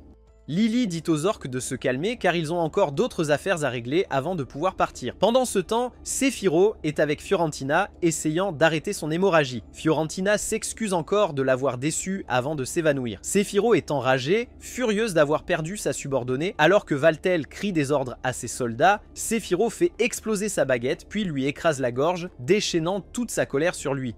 Croyez-moi, sa tête n'est certainement plus attachée à son corps. Les soldats voient ce qu'elle a fait à Valtel et ne perdent pas une seconde. Ils commencent à détaler, courant pour sauver leur vie. Mais même après avoir éliminé Valtel, Séphiro n'est pas satisfaite. Elle est prête à traquer et à éliminer chaque dernier soldat. Avant qu'elle ne puisse le faire, cependant, Lily se met en travers de son chemin, la suppliant de s'arrêter parce qu'il y a quelque chose dont elle a besoin d'elle. Séphiro! Au début, Séphiro ne veut rien entendre, mais quand elle découvre que c'est une demande d'Ick, elle se calme suffisamment pour écouter. En même temps, Piggy ramasse le corps de Fiorentina, faisant savoir à Séphiro qu'elle n'est pas encore morte. Il dit qu'il va essayer de lui obtenir de l'aide médicale dès que possible, suppliant l'équipage de continuer la mission sans lui. Un peu plus tard, Rudel apprend que des démons ont franchi les murs de la ville et libéré les prisonniers. La façon dont les intrus sont apparus de nulle part fait réaliser à Rudel que cela doit être la magie d'Ick en action. À ce moment-là, il y a un grand bruit à l'intérieur du mur et ils aperçoivent l'escouade de tir de Piggy qui allume tous les soldats humains qu'ils rencontrent. En plus de cela, Séphiro fait exploser toute l'artillerie lourde et les démons deviennent fous, causant encore plus de dégâts aux forces humaines. Tout le plan de Rudel est en train de s'effondrer. Après avoir détruit suffisamment de troupes humaines, Piggy dit qu'il est temps de partir, il tire une fusée éclairante dans le ciel pour signaler Ick. Dès qu'Ick le voit, il se tourne vers le roi nain, lui faisant savoir que c'est à son tour d'intervenir. Le roi nain est prêt avec des barils de poudre à canon déjà préparés. Les gargouilles plongent pour attraper les barils, prévoyant de les larguer directement sur les forces humaines. Piggy et Lily savent ce qui va se passer, alors ils disent à tous leurs gens d'arrêter de se battre et de se faufiler à travers les brèches dans le mur avant qu'il ne soit trop tard. Rudel voit les gargouilles voler au-dessus avec ses barils suspects, et bien qu'il ne sache pas ce qu'il prépare, il sait que ce ne peut pas être bon. Il ordonne à ses hommes de battre en retraite immédiatement. Quelques secondes plus tard, les gargouilles commencent à lâcher ses barils et dès qu'ils touchent le sol, boum, d'énormes explosions déchirent, détruisant encore plus de défense de Rudel. À ce moment-là, les troupes de Rudel sont en plein chaos. Ike repère le moment parfait pour frapper et donne l'ordre d'une attaque totale. Pendant que Rudel s'efforce de reprendre le contrôle de la situation, il apprend que l'escouade d'Ick charge. Rudel sait qu'il n'y a aucun moyen de gagner contre ce type d'attaque à grande échelle, alors il ordonne à ses hommes de battre en retraite immédiatement. Il a peut-être perdu aujourd'hui, mais il n'en a pas fini. Il jure qu'il reviendra un jour et que lorsqu'il reviendra, il ne perdra plus contre Ike. Avec la bataille terminée, l'armée des démons prend le contrôle de la ville et commence à faire des plans pour la reconstruire. À présent, les autres commandants de peloton sont arrivés et ils sont choqués de voir des humains se détendre avec les démons à l'intérieur du château. Séphiro leur explique que ces humains viennent d'Avaliat et ont choisi d'aider. Ils sont la raison pour laquelle Séphiro s'en est sorti vivant. Dorénavant, ils doivent être traités avec respect en tant que camarades. Fiorentina s'est complètement remise de ses blessures, donc tout s'est bien terminé. Mais les chefs de peloton se sentent coupables de ne pas avoir été là pour aider pendant que leur commandant était enfermé. Séphiro met fin à cela, leur disant que ce n'était pas de leur faute. C'est elle qui les a envoyés combattre d'autres batailles, et c'est elle qui s'est fait prendre. À ce moment-là, Piggy entre en courant dans la tente en disant qu'il vient de recevoir une lettre de l'un des messagers de Rudel. Le type attend dehors près de la porte et Bayo est prêt à l'éliminer juste pour le plaisir. Mais Ike intervient, lui disant de se calmer et de vérifier au moins ce que dit la lettre d'abord. Ike l'ouvre et c'est essentiellement Rudel qui lui fait des compliments, disant qu'il respecte Ike comme un rival solide. En gros, Rudel dit que c'était un bon combat et qu'il est prêt à affronter Ike à nouveau à l'avenir. Ike pense que Rudel fait un peu de cinéma en envoyant cette lettre de félicitations alors qu'ils sont encore ennemis. Mais malgré tout, Rudel a bien piégé Sephiroth et l'a capturé facilement. Il aurait pu la tuer à tout moment avant qu'Ike n'arrive, donc Sephiroth considère cela comme l'un de ses plus grands échecs. Ike lui dit que la chance joue un grand rôle dans les batailles, mais le leadership de Rudel, c'est du talent, pas de la chance. De la façon dont il a tendu le piège à Sephiroth, à la manière dont il s'est retiré une fois qu'il a su qu'il ne pouvait pas gagner, les décisions de Rudel étaient toujours rapides et précises. Ike admet même que sans les nouveaux explosifs que Gunther a concoctés, il n'est pas sûr qu'ils auraient remporté la victoire. Ike décide d'écrire à Rudel pour lui faire savoir qu'il est impressionné par ses décisions et son leadership. Mais pour ce qui est de se revoir, Ike dit qu'il espère que la prochaine fois, ils pourront se retrouver en amis, pas en ennemis. Après cela, Ike dit à Piggy de donner la lettre au messager de Rudel et Sephiroth félicite officiellement Ike pour une autre grande victoire. Mais elle reste honnête, disant qu'il n'avait pas besoin de venir la sauver, surtout en sachant que c'était un piège. Ike dit à Sephiroth que le seigneur démon a donné l'ordre et qu'il n'allait pas refuser. De plus, il connaît Sephiroth depuis trop longtemps pour la laisser tomber comme ça. À ce moment-là, ils entendent tout un vacarme dehors, alors ils sortent pour voir ce qui se passe et sont carrément choqués de voir le seigneur démon se tenir là. Ce qui est encore plus fou, c'est que Piggy lui parle comme si c'était une petite fille, lui disant qu'elle doit partir car c'est une zone active la nuit et que le FBI pourrait débarquer à tout moment. Ike voit cela, panique et se précipite, poussant Piggy sur le côté et s'excusant comme un fou pour son comportement. Ike tire Piggy à part et lui explique « Mec, cette fille-là, c'est le seigneur démon ». Piggy est carrément abasourdi parce que toutes les histoires décrivaient le seigneur démon comme un monstre sauvage à 3 pattes. Ike s'excuse encore auprès de Lord Diarm pour le comportement idiot de Piggy, mais elle dit que la plupart des démons ne savent même pas à quoi elle ressemble vraiment de toute façon. Puis Piggy réalise que Lord Diarm est la même fille mystérieuse qui a sauvé Avalias toute seule il y a quelques jours. Maintenant, tout s'éclaire parce que son pouvoir est d'un autre niveau. Le seigneur démon se tourne vers toute l'équipe et fait un clin d'œil à Sephiroth, lui disant qu'elle a assuré pendant la bataille. Sephiroth n'est pas d'accord, disant qu'elle ne mérite pas de félicitations puisque son erreur a fait capturer son escouade au départ.